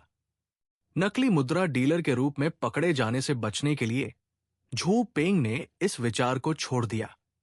अध्याय 6 पैसे उधार लेना। स्कूल लौटने के बाद झो पेंग ने बार बार खेल के मैदान के चारों ओर घूमना शुरू कर दिया। जब उसे चलने से पसीना आने लगा तभी उसे बैठने के लिए एक कोना मिला। सिगरेट निकाली और सिगरेट जलाई और चुपचाप ऐसे ही बैठ गया। 2 सिगरेट पीने के बाद और यह महसूस करने के बाद कि यह समय के बारे में है, मैं उठा और कक्षा में लौट आया, जहां सहपाठी धीरे धीरे लौट आए। झो पेंग अभी भी चेन युआन के बगल में बैठा था। यह स्पष्ट नहीं था कि चेन युआन का डेस्कमेट नहीं आया था या कहीं और बैठा था। जब चेन युआन इस बारे में डींग मार रहा था कि कैसे उसने लियाना के पागलपन के साथ जियांग चेंग को मारने के लिए मैरी का इस्तेमाल किया था, लू जी और 2 महिला सहपाठी भी लौट आए। लू जी ने झो पेंग पर नजर डाली, लेकिन अपनी सीट पर नहीं लौटी, बल्कि सीधे चली गई। लू जी ने एक कठोर चेहरा रखा और कहा, झो पेंग, एक पल के लिए बाहर आओ। झो पेंग और लू जी की पीठ को देखकर चेन युआन थोड़ा उदास लग रहा था, क्योंकि उसने अपनी नोटबुक में बेतरतीब ढंग से चित्र बनाना शुरू कर दिया था। चूंकि कक्षा में अभी तक बहुत सारे लोग नहीं थे, लू जी की हरकतें और आवाज और भी अधिक सामने आई। कक्षा में आश्चर्यचकित निगाहों के नीचे झो पेंग खड़े हुए और लू जी के साथ गलियारे में चले गए। आराम करने के बाद छात्र अभी भी एक के बाद एक वापस चल रहे थे। कुछ लड़कों को कक्षा के दरवाजे पर झो पेंग और लू जी को चिढ़ाना पसंद करते हुए देखकर वे चलते समय अजीब शोर करने लगे। लू जी ने भौहें सिकोड़ ली और उन्हें घूर कर देखा। फिर झू पेंग से कहा, चलो वहां पर बात करते हैं। वे दोनों गलियारे के अंत तक पहुंच गए। गुजरते सहपाठी अपनी कक्षाओं में लौट आए और उत्सुकता से पूछा कि दोनों गलियारे में क्या कर रहे थे। जब उन्हें पता चला कि लू जी ने झू पेंग को बाहर जाकर बात करने के लिए कहने की पहल की है, तो उन्होंने अविश्वास के भाव दिखाए। झू पेंग के करीबी दोस्त के रूप में चेन युआन स्वाभाविक रूप से गपशप का केंद्र बन गया। लेकिन चेन युआन, जो समान रूप से अनजान था, किसी और की तुलना में कारण जानने के लिए और भी अधिक उत्सुक था। झू पेंग के करीबी दोस्त के रूप में अपनी स्थिति बनाए रखना चाहता था, लेकिन वो ये नहीं कह सकता था किस तरह के दोस्त है, कुछ भी नहीं जानता। वो किस तरह का सबसे अच्छा दोस्त है। इस छोटी सी बकवास घमंड के लिए चेन युआन, जो किसी और की तुलना में सच्चाई को जानना चाहता था, केवल एक रहस्यमय नजर डाल सकता था और इसके बारे में अस्पष्ट रूप से कह सकता था, मैं ये नहीं कह सकता, मैं ये नहीं कह सकता। ये जितना अधिक इस तरह था, उतना ही इस जिज्ञासु लड़के और लड़की ने अपने दिलों में एक भयंकर आग को प्रज्वलित किया।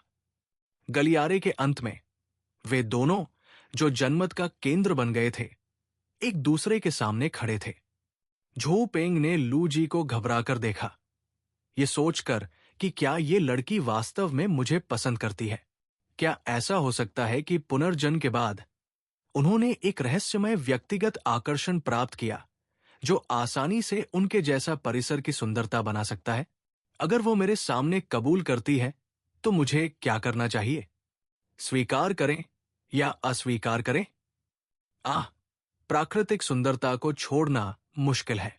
जैसे ही झू पेंग सोच में खो गया था, लू जी ने अपना गंभीर छोटा चेहरा उठाया और कहा, झू पेंग, मेरे साथ ईमानदार रहो। ओह, वास्तव में आपके फे वोंग का गाना प्यार की वजह से कहां से आया? क्या? मैं उस गाने के बारे में बात कर रहा था।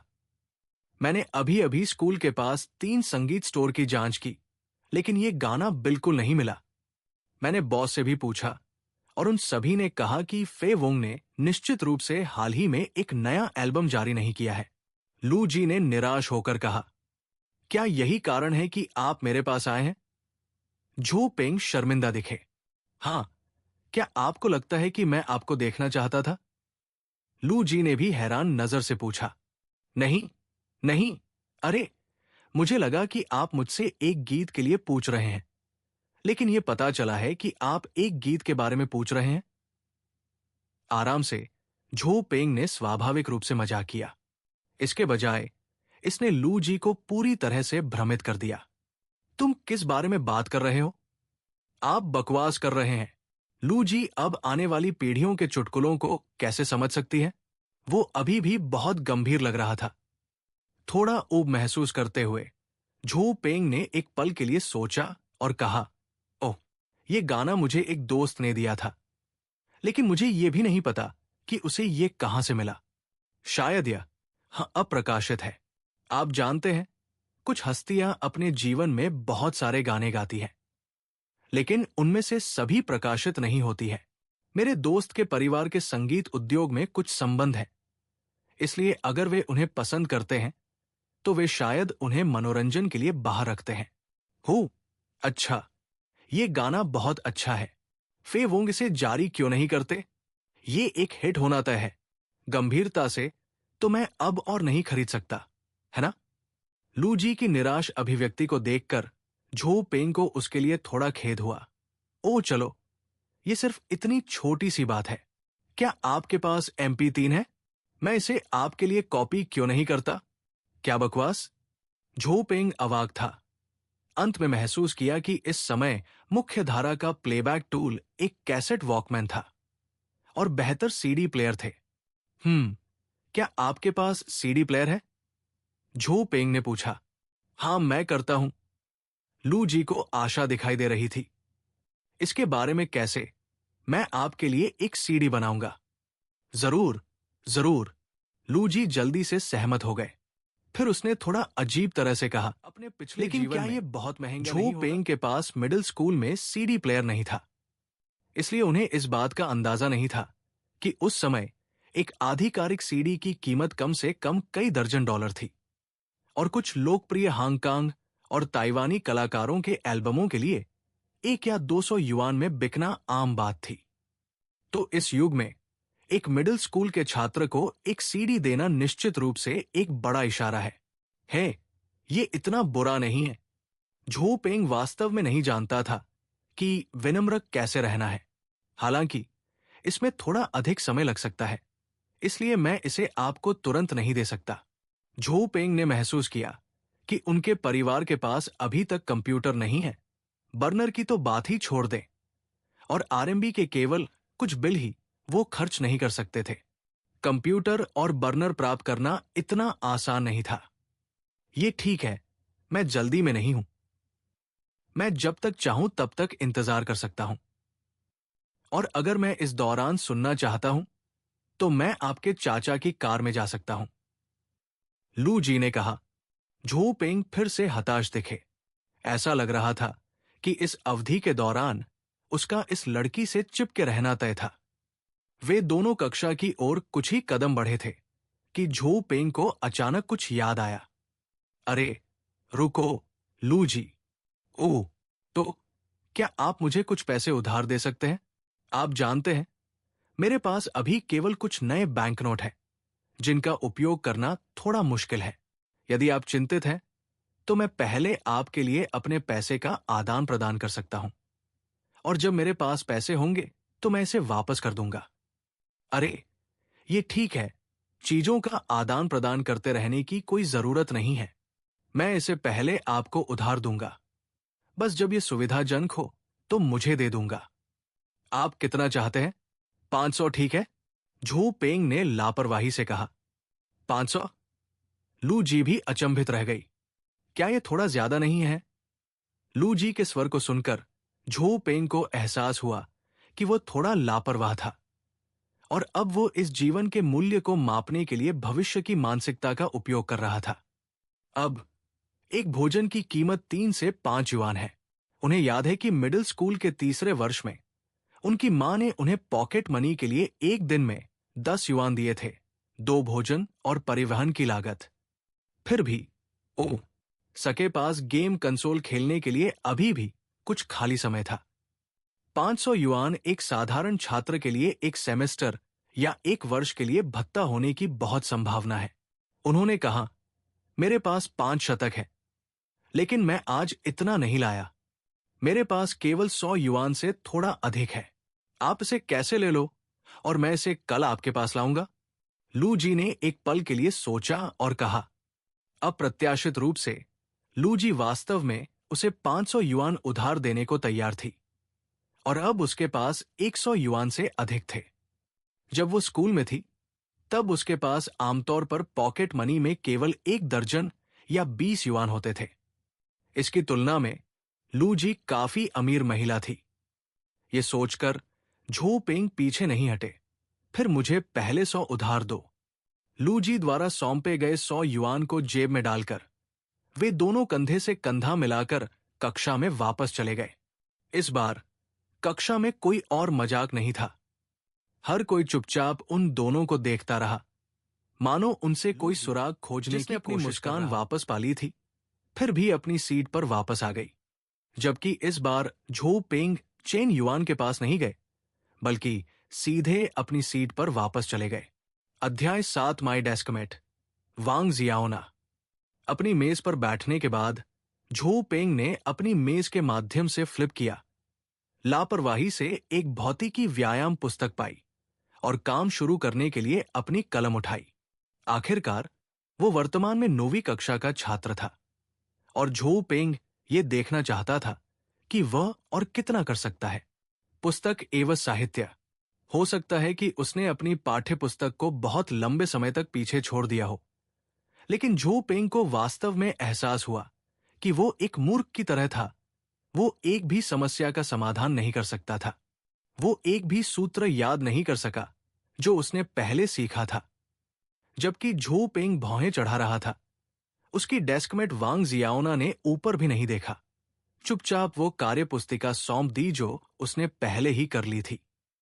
हाँ, नवीं कक्षा में मेरे डेस्कमेट के बारे में सोचकर ऐसा लगता है कि जब भी मुझे पता नहीं था कि कैसे करना है या अपना होमवर्क करने के लिए बहुत आलसी था, तो मैं उससे उसकी नकल कर लेता था। ये एक आदत बन गई है। झो पेंग ने वांग जियाओना द्वारा सौंपी गई कार्यपुस्तिका नहीं ली, लेकिन लापरवाही से कहा, धन्यवाद। वांग जियाओना कांप उठी जैसे कि विद्युतीकृत हो। उसका चेहरा तुरंत उसकी गर्दन तक लाल हो गया और मच्छर की तरह नरम आवाज में उसने कहा, नहीं, मुझे धन्यवाद देने की कोई जरूरत नहीं है। झो पेंग उसकी आवाज स्पष्ट रूप से सुन सकता था। इतना घबराया हुआ था कि ये लगभग विकृत हो गया था। क्या ये वास्तव में आवश्यक है? क्या ये सिर्फ सामान्य सामाजिक शिष्टाचार नहीं है? जबकि झो पेंग हैरान था, वांग जियाओना ने फिर से बात की। झो पेंग, आपने कभी मुझे धन्यवाद नहीं कहा। धन्यवाद। झो पेंग का दिल कांप उठा और उसने वांग जियाओना की यादों को याद करने की बहुत कोशिश की। ये सही है, वांग जियाओना एक उत्कृष्ट उपस्थिति और एक शर्मीले व्यक्तित्व वाली लड़की है। उसके लंबे, गोलमटोल फिगर और गोरी त्वचा के कारण उसके मिडिल स्कूल के सहपाठियों ने उसे नानी उपनाम दिया। ये नन्नी एक सुखद अंग्रेजी नाम नहीं है। 1980 के दशक में पैदा हुए लोगों ने शायद एनिमेटेड श्री खला the adventures of the strange duck देखी होगी। ये सही है, ये नानी कार्टून की विशाल नौकरानी है जो बड़ी, अनाड़ी है और चलते समय अक्सर दीवारों से टूट जाती है। सबसे पहले ये सिर्फ कुछ शरारती लड़के थे जो उसे ऐसा बुलाते थे। बाद में ये देखकर कि उसने विरोध नहीं किया, अधिक से अधिक सहपाठियों ने उसे नन्नी, नानी कहना शुरू कर दिया और अंततः उसे उसके असली नाम से बुलाना भी बंद कर दिया। जब भी कोई शिक्षक मौजूद नहीं था तो उसे नानी कहा जाता था। इस बीच अंतर्मुखी और ईमानदार वांग जियाओना ने चुपचाप ये सब स्वीकार कर लिया। लेकिन ये कल्पना करना आसान है कि एक लड़की को अपने 3 साल के मिडिल स्कूल के दौरान एक अपमानजनक उपनाम के साथ लेबल किए जाने के अंदर कितना दर्द महसूस हुआ होगा।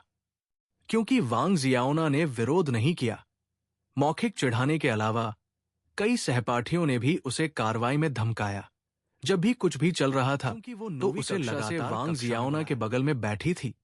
झो पेंग वो व्यक्ति बन गया जिसने उसे चारों ओर आदेश दिया। जब भी वो होमवर्क लेती थी, वो उसे कॉपी करती थी और यहां तक कि पानी डालने या कचरा बाहर निकालने जैसे छोटे काम भी मूल रूप से सिर्फ बात करते थे। चूंकि वे डेस्कमेट थे, इसलिए उनके कर्तव्य हमेशा एक साथ थे।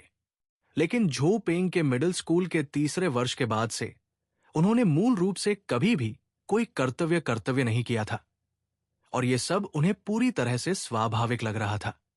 मैं युवा और अज्ञानी हुआ करता था। ये नहीं समझ पा रहा था कि स्कूल बदमाशी क्या थी और मुझे लगता था कि यह मौखिक संतुष्टि का एक क्षणिक कार्य था। वास्तव में इस तरह की मनोवैज्ञानिक बदमाशी शारीरिक नुकसान से कम नहीं है, ये और भी गंभीर हो सकती है। ये कल्पना करना कठिन है कि वांग जियाओना को क्या महसूस होगा जब वो अपने 3 साल के मिडिल स्कूल को याद करेगी।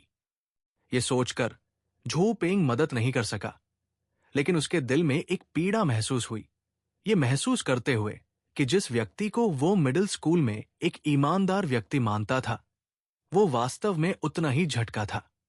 वांग जियाओना सिर्फ एक 15 या 16 साल की लड़की है और घर पर उसे अपने माता पिता की प्यारी बेटी होनी चाहिए।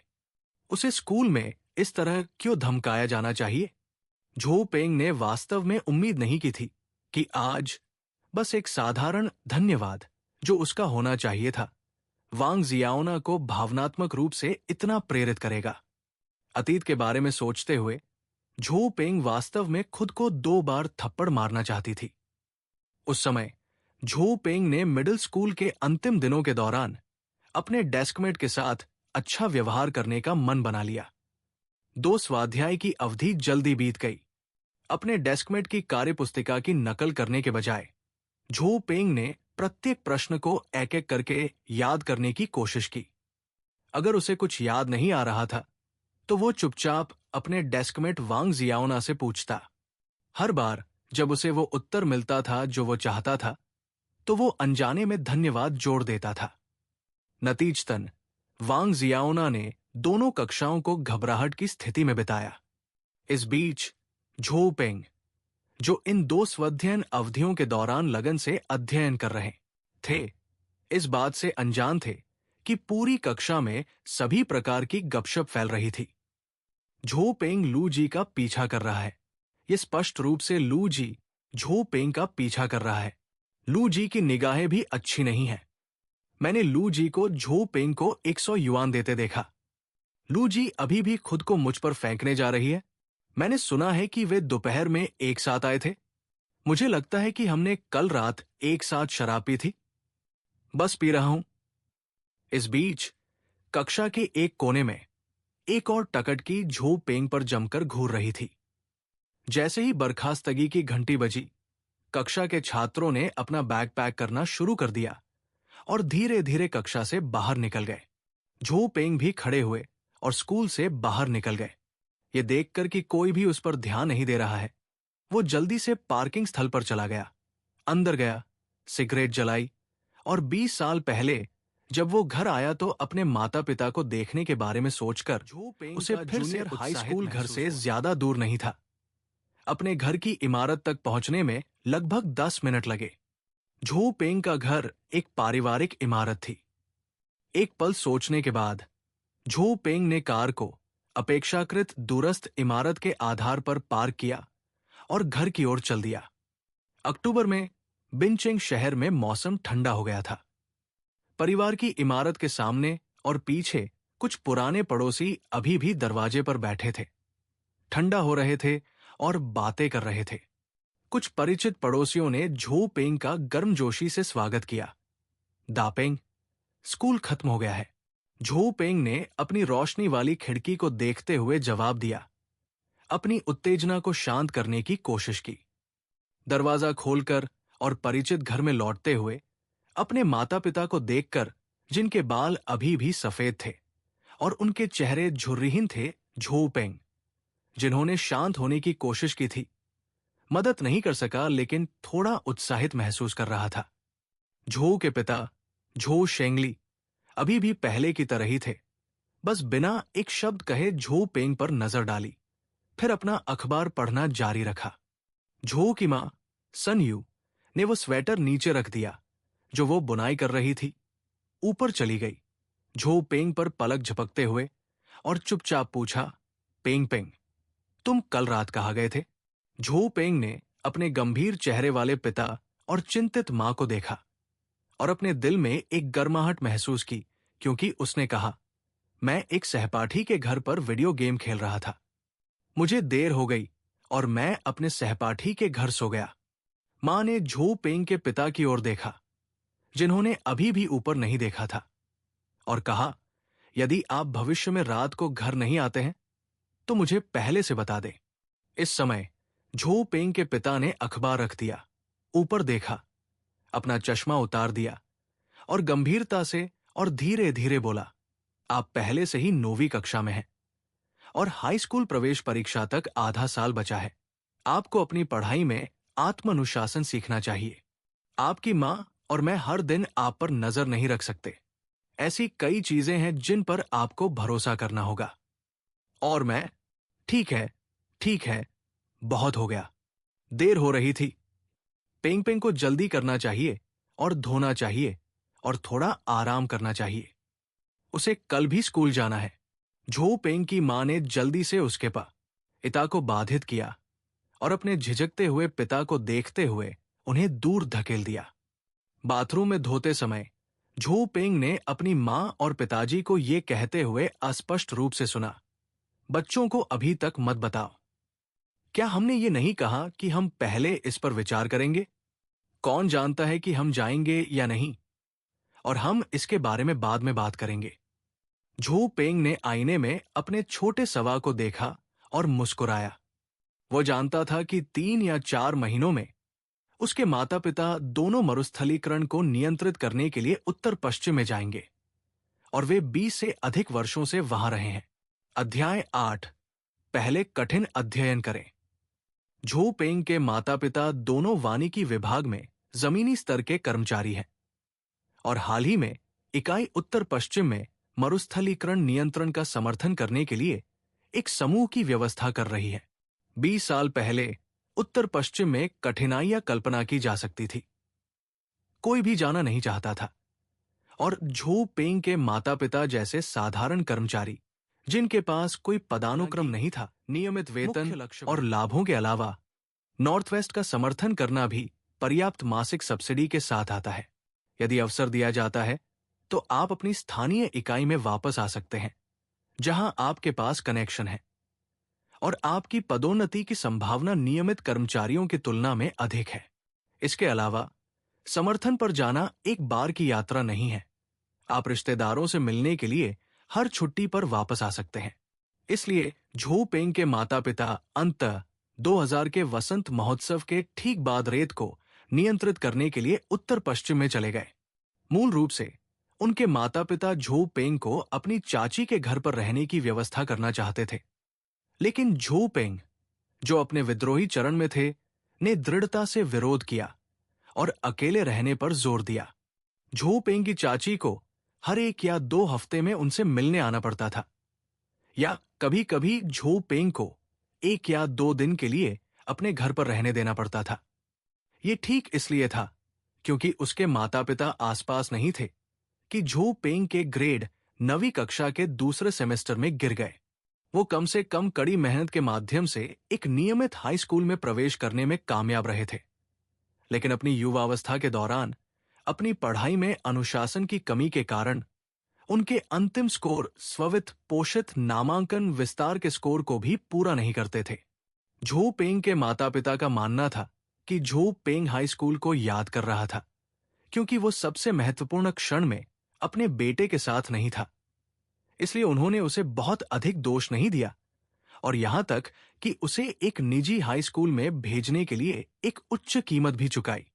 लेकिन झो पेंग अच्छी तरह से जानता था कि उसके माता पिता उत्तर पश्चिम में कितने कठिन थे और चूंकि उसने खुद पढ़ाई में रुचि खो दी थी, इसलिए उसने केवल एक व्यावसायिक स्कूल में भाग लेने पर जोर दिया। फिर वे समाज में जल्दी प्रवेश कर गए। एक त्वरित धोने के बाद झो पेंग अपने कमरे में अपने छोटे से बिस्तर पर लेट गया, दिन के स्वप्निल अनुभव को प्रतिबिंबित कर रहा था और अगले 20 वर्षों के लगभग 20 वर्षों को याद कर रहा था।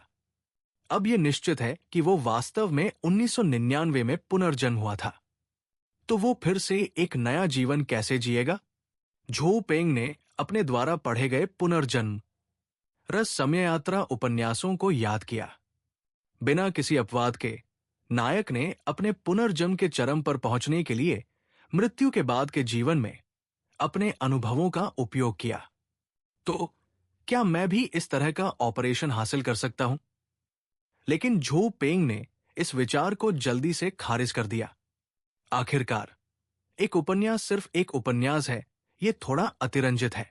यदि आम लोगों के पास कलाकृतियों में पाए जाने वाले तथाकथित सिस्टम, अलौकिक क्षमताएं या धोखाधड़ी नहीं है और सोचते हैं कि वे एक तथाकथित व्यापार साम्राज्य का निर्माण कर सकते हैं और पूरी तरह से तथाकथित भविष्यवक्ताओं पर भरोसा करते हुए वित्तीय टाइकून बन सकते हैं, तो ये एक पाइप सपने से कम नहीं है। लोग अपनी समझ के भीतर ही पैसा कमा सकते हैं और तथाकथित भविष्यवक्ता केवल जानकारी है, अनुभूति नहीं। पिछले 20 वर्षों में पीछे मुड़कर देखें। सहस्राब्दी के बाद इंटरनेट के उदय, रियल एस्टेट की तेजी से वृद्धि, ई कॉमर्स की विस्फोटक वृद्धि और सदी में एक बार आने वाले बुल मार्केट के साथ, भले ही झो पेंग को ये सब याद हो, झो पेंग जैसा मिडिल स्कूल का छात्र क्या कर सकता है और उन भविष्य के इंटरनेट टाइकून को भावनात्मक समर्थन प्रदान कर सकते हैं? या हो सकता है कि उनके माता पिता घर खरीदने और भविष्य के टाइकून में निवेश करने के लिए सब कुछ बेच दें। इसलिए झो पेंग ने फैसला किया कि चूंकि उनका पुनर्जन्म हुआ है, इसलिए वो खुद को एक अलग जीवन जीने में मदद करने के लिए बाद के जीवन और वर्तमान परिस्थितियों में अपने 20 वर्षों के अनुभव का उपयोग करेंगे। लेकिन वो किस तरह का जीवन जी सकता था, ये भाग्य पर छोड़ दिया गया था। इसे ध्यान में रखते हुए झो पेंग ने अपने लिए एक छोटा सा लक्ष्य निर्धारित किया, अपने पछतावे की भरपाई करने की उम्मीद में। हाई स्कूल में प्रवेश लेने और विश्वविद्यालय जाने के लिए अगले दिन झो पेंग ने कल से भी कार को आवासीय क्षेत्र में पार्क किया। दूर से उसने लू जी को स्कूल के गेट पर खड़ा देखा, किसी का इंतजार कर रहा था। झो पेंग मुस्कुराते हुए आगे बढ़े और कहा, अरे सुप्रभात। लू जी तुरंत झो पेंग की तरफ चली गई और उसके साथ कक्षा की ओर चल दी। आप केवल यहां क्यों आए? स्वाध्ययन का समय लगभग हो गया है, लू जी ने शिकायत की। झो पेंग को दबोच लिया गया। क्या तुम बस मेरा इंतजार कर रहे थे? लू जी ने झो पेंग पर बगल में देखा, अपना बैग खोला और कहा, तो फिर मैं किसका इंतजार कर रहा हूं? ठीक है, यहां तुम जाओ। ये कहते हुए वो 400 युआन नहीं दे सका। झो पेंग बेबसी से मुस्कुराया, मुझे पैसे देने के लिए मेरा इंतजार कर रहा हूं? मैं इतनी जल्दी में नहीं हूं, लेकिन धन्यवाद। लू जी ने शर्म से कहा, अगर मैं आपको भुगतान नहीं करता तो आपका इंतजार क्यों करें? लेकिन मुझे झो पेंग के गाने की सीडी कब मिलेगी?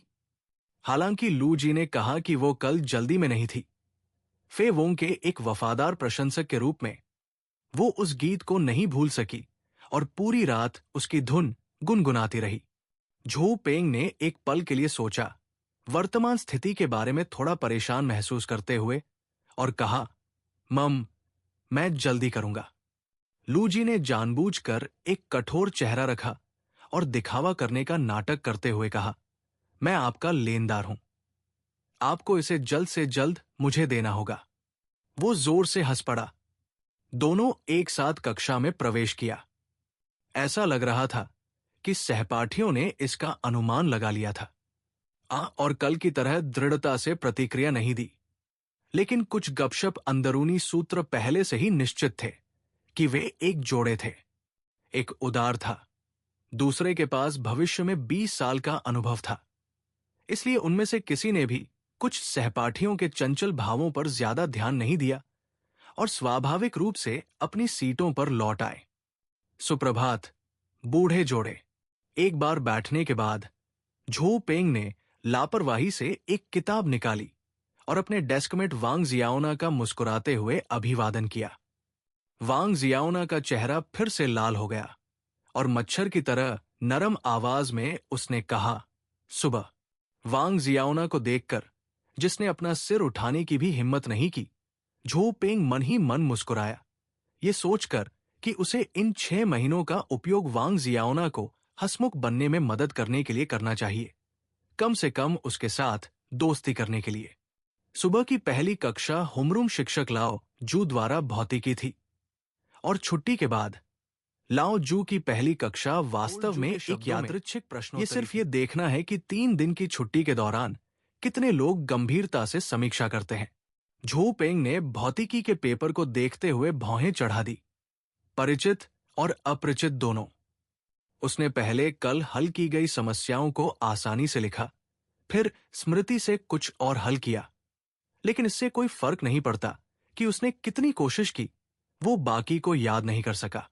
जब झो पेंग अभी भी खाली टेस्ट पेपर को घूर रहा था, उसके डेस्कमेट वांग शियाओना ने अपने शरीर को एक तरफ स्थानांतरित कर दिया, फिर कागज को झो पेंग की ओर ले जाया। झो पेंग को पता था कि वांग जियाओना उसे अपने टेस्ट पेपर की नकल करने के लिए कह रही थी, लेकिन इस पर विचार करने के बाद उसने लिखना शुरू नहीं किया। उसने बस धीरे से कहा, धन्यवाद, कोई जरूरत नहीं है। वांग जियाओना दंग रह गई। उसने झो पेंग को अविश्वास से देखा, फिर जल्दी से शर्मा गई, अपना सिर नीचे कर लिया और सीधे बैठ गई। अंत में शेष 20 मिनट के माध्यम से इसे बनाने के बाद ओल्ड जू ने अपने परीक्षण पत्रों को इकट्ठा करना समाप्त कर दिया और चला गया। वांग जियाओना ने झो पेंग पर नजर डाली, जो अभी भी अपनी सीट पर बैठी है।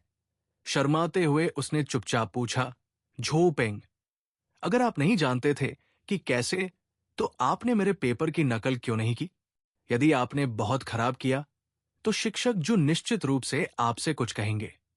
झो पेंग ने वांग जियाओना को उससे बात करने की पहल करते हुए सुना, मुस्कुराया, उसके सवाल का जवाब नहीं दिया और इसके बजाय पूछा, ओल्ड ड्यू, क्या आप बोलते समय शर्मा नहीं सकते? ये सुनकर वांग जियाओना का चेहरा और भी लाल हो गया। जल्दी से अपना सिर नीचे कर लिया और कुछ नहीं कहा। थोड़ी देर बाद ये देखकर कि झो पेंग अभी भी चुप था, वो फुसफुसाई, आप जानते हैं कि शिक्षक जू कितने अद्भुत हैं। झो पेंग ने एक पल के लिए सोचा, आलस्य से खिंचा और कहा, क्योंकि मुझे कड़ी मेहनत करने की जरूरत है। इतना कहने के बाद वांग जियाओना एक चकित नजर के साथ पीछे चली गई, लड़खड़ाते हुए बाथरूम की ओर बढ़ गई। अध्याय 9 जबरन वसूली। जूनियर हाई बॉयज टॉयलेट के 3 बुनियादी कार्य हैं। पहला, ब्रेक के दौरान प्रसिद्ध सुविधा। दूसरा, समूह में डींग मारने के लिए इकट्ठा होना। और तीसरा, धूम्रपान।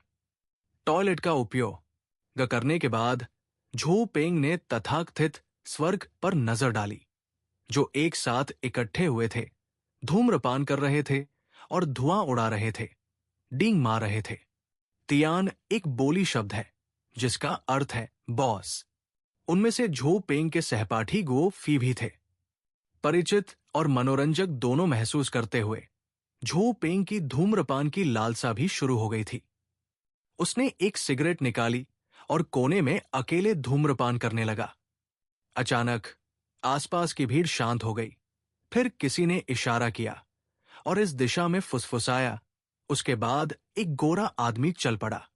झो पेंग को अस्पष्ट रूप से याद आया कि ये उनकी 9वीं कक्षा का एक छोटा सा गुंडा था, जिसका नाम दावे लग रहा था।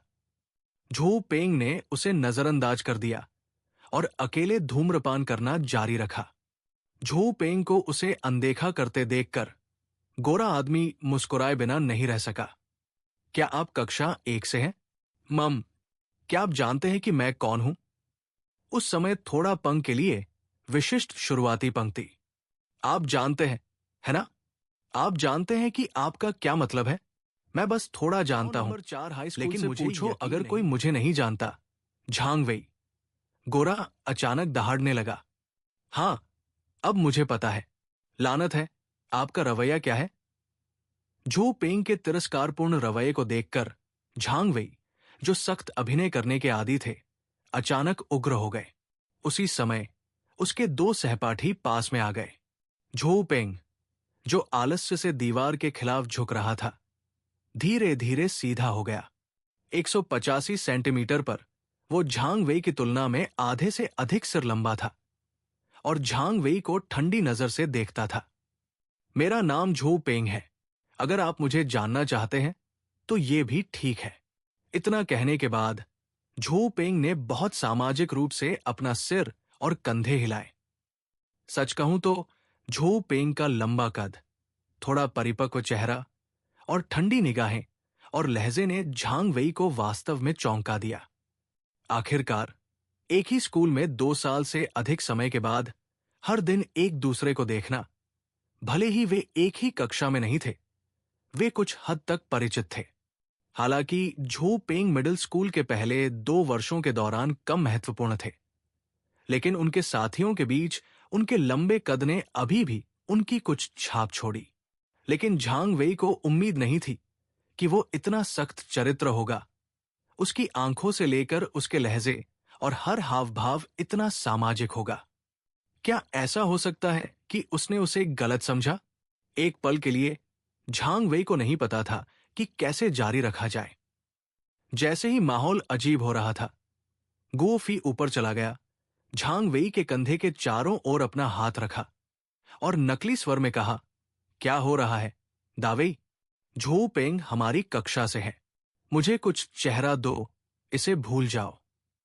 किसी को बातचीत करने के लिए आते देखकर झो पेंग को पता था कि आज बाथरूम में कोई लड़ाई नहीं होगी। वो मुस्कुराया और धूम्रपान जारी रखने के लिए दीवार के खिलाफ झुकते हुए अपने कंधों को झुका लिया।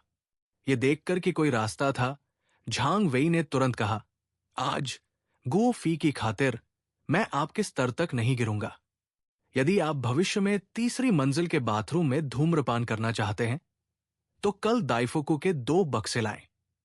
अपना आखिरी कश खत्म करने के बाद झो पेंग ने बट को झटका दिया, हंसा और उन पर ध्यान दिए बिना कक्षा में वापस चला गया।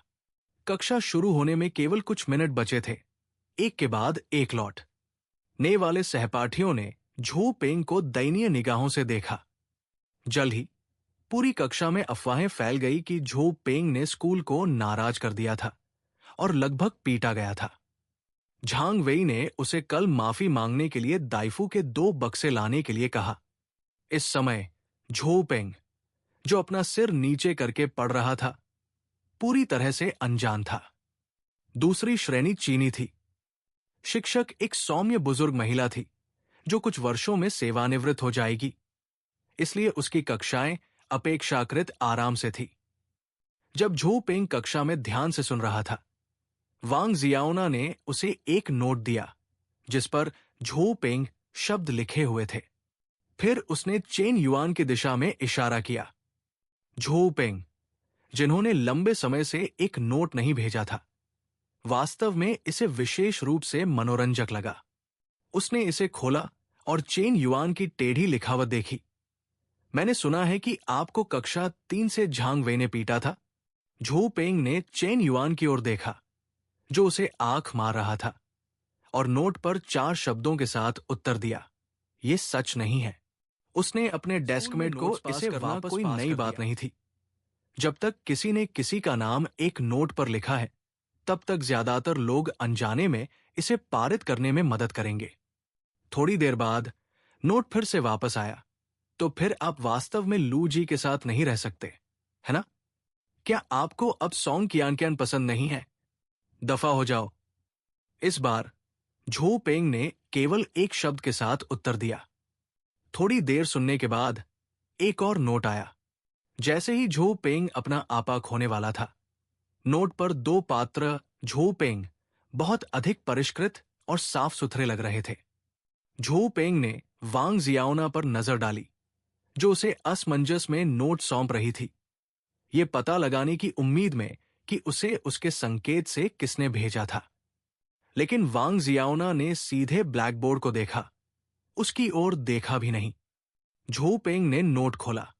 मैंने सुना है कि आपको पीटा गया था और आपको सिगरेट के 2 पैकेट से जबरन वसूली की गई थी। नीचे हस्ताक्षरित लू जी है। झो पेंग ने लू जी की दिशा में नजर डाली और लू जी अपना सिर झुका रही थी और उसे आंख मार रही थी। झो पेंग ने एक पल के लिए सोचा और उसे जानबूझकर चिढ़ाया। हां, यह वास्तव में दयनीय है। नोट वापस भेजे जाने के कुछ ही समय बाद यह फिर से वापस आ गया। तुम इतने मूर्ख कैसे हो सकते हो? यहां तक कि इतना लंबा व्यक्ति भी धमकाया जा सकता है। खैर, यह सच है, वे सभी छोटे समय के ठग हैं। क्या आप चाहते हैं कि मैं आपके लिए विनती करूं? झो पेंग जानता था कि लू जी हंसमुख और उदार था, इसलिए वो हर कक्षा में काफी कुछ लोगों को जानता था। इसके अलावा लू जी बहुत सुंदर थी और उसके कई प्रेमी थे, जिनमें झांग वेई के सर्कल के लोग भी शामिल थे। इसलिए ये आश्चर्य की बात नहीं है कि उन्होंने झो पेंग की मध्यस्थता में मदद करने के लिए बात की। झो पेंग मुस्कुराया और जल्दी से नोट पर लिखा, इसे भूल जाओ। सबसे खराब स्थिति में मैं उन्हें थोड़ा और पीटने दूंगा। इसके अलावा मैं महिलाओं पर भरोसा नहीं करना चाहता। नोट प्राप्त करने के बाद लू जी को इतना घबराया हुआ देखकर झो पेंग बहुत अच्छे मूड में था। जैसे ही दोपहर में स्कूल की घंटी बजी, चेन युआन भाग गया। चलो चलो चावल नूडल्स खाते हैं।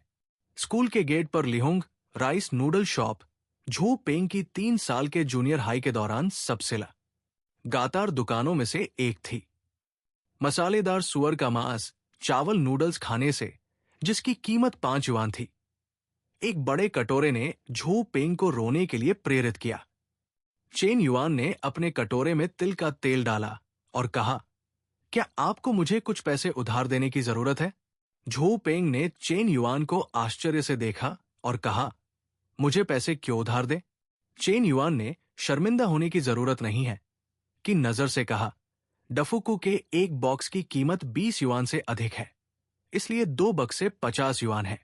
मैं आपको अभी तक नहीं जानता, ये आपके सप्ताह के भोजन का पैसा है। मिडिल स्कूल के 3 साल के सबसे अच्छे दोस्त के रूप में चेन युआन झो पेंग की स्थिति को अच्छी तरह से जानता था। यह सुनकर झो पेंग दिल खोलकर हंसे, साथ ही अपने दिल में भी गर्माहट महसूस की। कोई बात नहीं भाई, पहले जैसा कुछ नहीं है। 50 युआन अभी भी सस्ती है।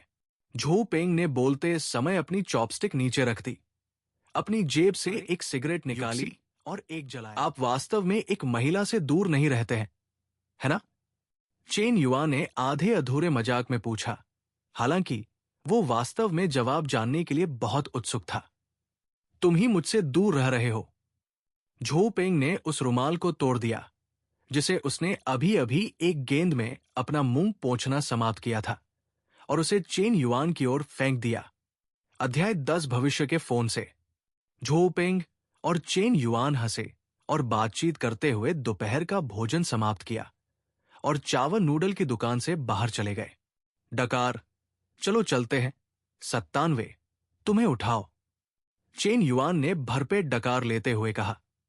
बाद की पीढ़ियों में झो पेंग खेलों के बारे में विशेष रूप से उत्साहित नहीं थे, और यहां तक कि जब बाद में विभिन्न ऑनलाइन गेम लगातार जारी किए गए थे, तब भी उन्हें कोई दिलचस्पी नहीं थी। इसके अलावा एक बार अत्यधिक कुशल किंग ऑफ फाइटर 97 एक दशक से अधिक समय से खेल रहा है और निश्चित रूप से चेन युआन को हरा नहीं सकता है, जो अपने चरम पर है। खुद को अपमानित करने से बचने के लिए झो पेंग ने एक पल के लिए सोचा और कहा, हां, मैं आज दोपहर के भोजन पर नहीं खेलना चाहता। मैं पढ़ने के लिए कक्षा में वापस जाना चाहता हूं। आप अपने आप जा सकते हैं। इतना कहने के बाद चेन युआन की आश्चर्यचकित निगाहों के नीचे वो मुड़ा और स्कूल की ओर चल दिया।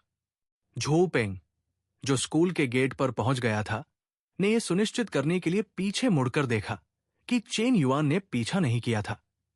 फिर मुड़ा और पास के एक आवासीय भवन की ओर चला गया, वो स्थान जहां उसने पार्क किया था। आसपास कोई नहीं देखकर वो कार में फिसल गया। कार में बैठने के बाद झो पेंग को सबसे पहले अपनी कलाई के अखबार में फोन चार्जर और पावर बैंक मिला। फिर उसने अपना पहले से ही मरा हुआ फोन निकाला और उसे चार्ज किया। फिर उसने लापरवाही से रेडियो चालू किया और सिगरेट जलाई। रेडियो से आ रही डीजे की आवाज सुनना। XX चीनी संगीत चार्ट, इस सप्ताह तीसरा स्थान एंडी हुई का why do you love some other behind my back है। जब गाना समाप्त हुआ तो झो पेंग ने अपनी सिगरेट समाप्त की, फिर अपना फोन उठाया जिसे कुछ मिनटों के लिए चार्ज किया गया था और उसे चालू कर दिया।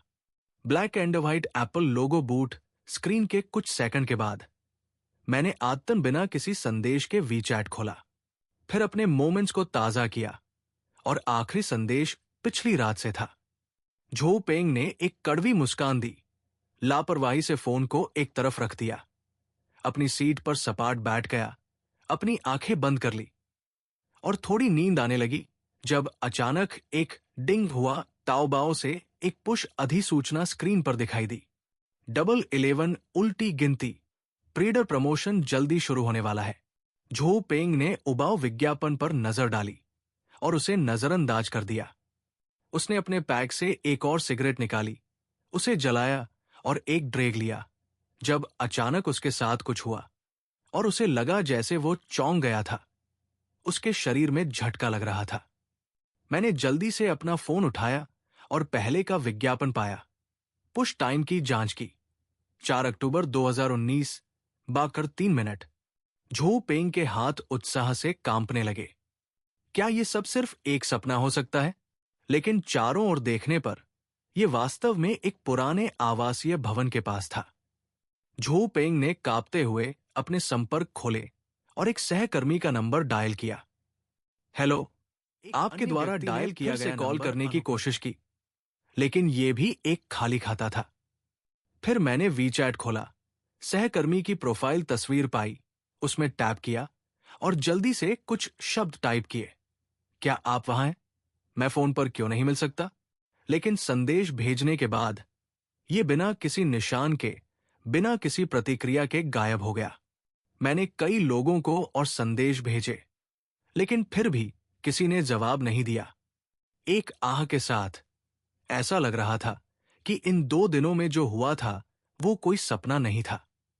उन्होंने लापरवाही से अपने फोन पर ब्राउजर खोला और डिफॉल्ट पोर्टल ने अभी भी 70वें राष्ट्रीय दिवस समारोह के लिए एक स्क्रॉलिंग बैनर प्रदर्शित किया, जिसके नीचे एक प्रमुख प्रदर्शन था। 4 अक्टूबर को लिन पोर्ट सिटी विशेष प्रशासनिक क्षेत्र की यू बैठक आयोजित की जाएगी। 70वीं वर्षगांठ समारोह। लिन यू झोपेंग पूरी तरह से स्तब्ध रह गया। वास्तव में क्या हुआ था? अपनी सिगरेट खत्म करने के बाद झोपेंग शांत हो गया। फिर उन्हें आजमाने के लिए अपने फोन पर सभी ऐप्स खोले। उन्होंने निष्कर्ष निकाला कि वीचैट, क्यूक्यू, अलीपे, वांगवांग के दोस्त, डॉइन और वीबो के निजी मैसेजिंग फंक्शन जैसे सभी इंस्टेंट मैसेजिंग ऐप सभी अव्यावहारिक थे।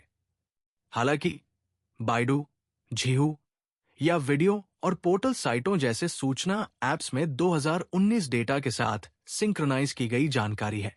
उदाहरण के लिए, जब झोपेंग 2018 विश्व कप चैंपियन की खोज करेगा तो फ्रांस दिखाई देगा। हालांकि ये पता चला है कि समय यात्रा और पुनर्जन्म वास्तव में हुआ है, ये जानते हुए कि जिस फोन के साथ उसने यात्रा की थी वो वास्तविक समय में किसी अन्य समय रेखा के बारे में जानकारी पूछ सकता है, अभी भी काफी रोमांचक है।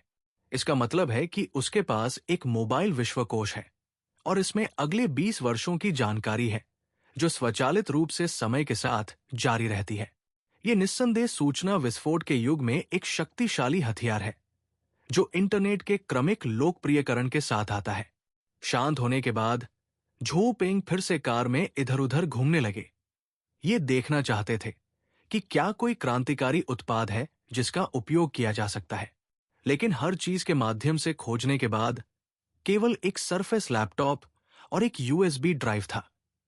कार की तलाशी लेन के बाद मैंने ट्रंक खोला और एक ड्रोन पाया, एक पेशेवर DJI जिसकी कीमत हजारों युआन है, एक कैनन 5D Mark III और एक पेशेवर हैंडल जिम्बल। ये परसों की बात है, जिस दिन 2019 में उनका पुनर्जन्म हुआ था। झोपेंग और कंपनी के कैमरामैन जियो लियू के फुटेज शूट करने के लिए बाहर जाने के बाद जियो लियू ने इसे अपनी कार में रखा। इस बात को अब हल्के में नहीं लिया जा सकता, शायद ये किसी दिन काम आएगा। साफ सफाई करने और ये जांचने के बाद कि लगभग 1 बज चुके हैं, झोपेंग हाथ में अपना फोन लेकर वापस स्कूल चला गया। दोपहर की 2 कक्षाएं जल्दी से पास हो गई। झोपेंग ने ध्यान से सुना और नोट्स लिए। कभी कभी अपने डेस्कमेट वांग जियाओना से पूछते थे कि क्या उन्हें कुछ समझ में नहीं आया। तीसरी अवधि स्वाध्ययन थी। जैसे ही घंटी बजी, होमरूम टीचर जू लैंड पोडियम पर कठोर चेहरे के साथ खड़े थे। उनके हाथ में टेस्ट पेपर का ढेर था। एक स्मैक के साथ परीक्षण पत्र पोडियम पर पटक दिया गया जू लैंड ने और कक्षा और नजर डाली। चुप हो गई। ऐसा लगता है कि हर कोई इस राष्ट्रीय दिवस पर बहुत अच्छा कर रहा है। सौभाग्य से हमें केवल 3 दिन की छुट्टी मिली। अगर हम वास्तव में आपको 7 दिन देते हैं तो क्या हम अपने उपनाम भूल जाएंगे? नीचे किसी ने चुपचाप सही किया। 2.5 दिन हो गए हैं। जूलैंड ने बोर्ड को पोंछा और पोडियम पर थप्पड़ मारते हुए कहा, क्या गलत है? क्या यह बहुत कम है? मैं आपके लिए इसकी भरपाई कर दूंगा। कौन सोचता है कि मुझे उसका आधा दिन का भुगतान करना है और अब घर जा सकता हूं?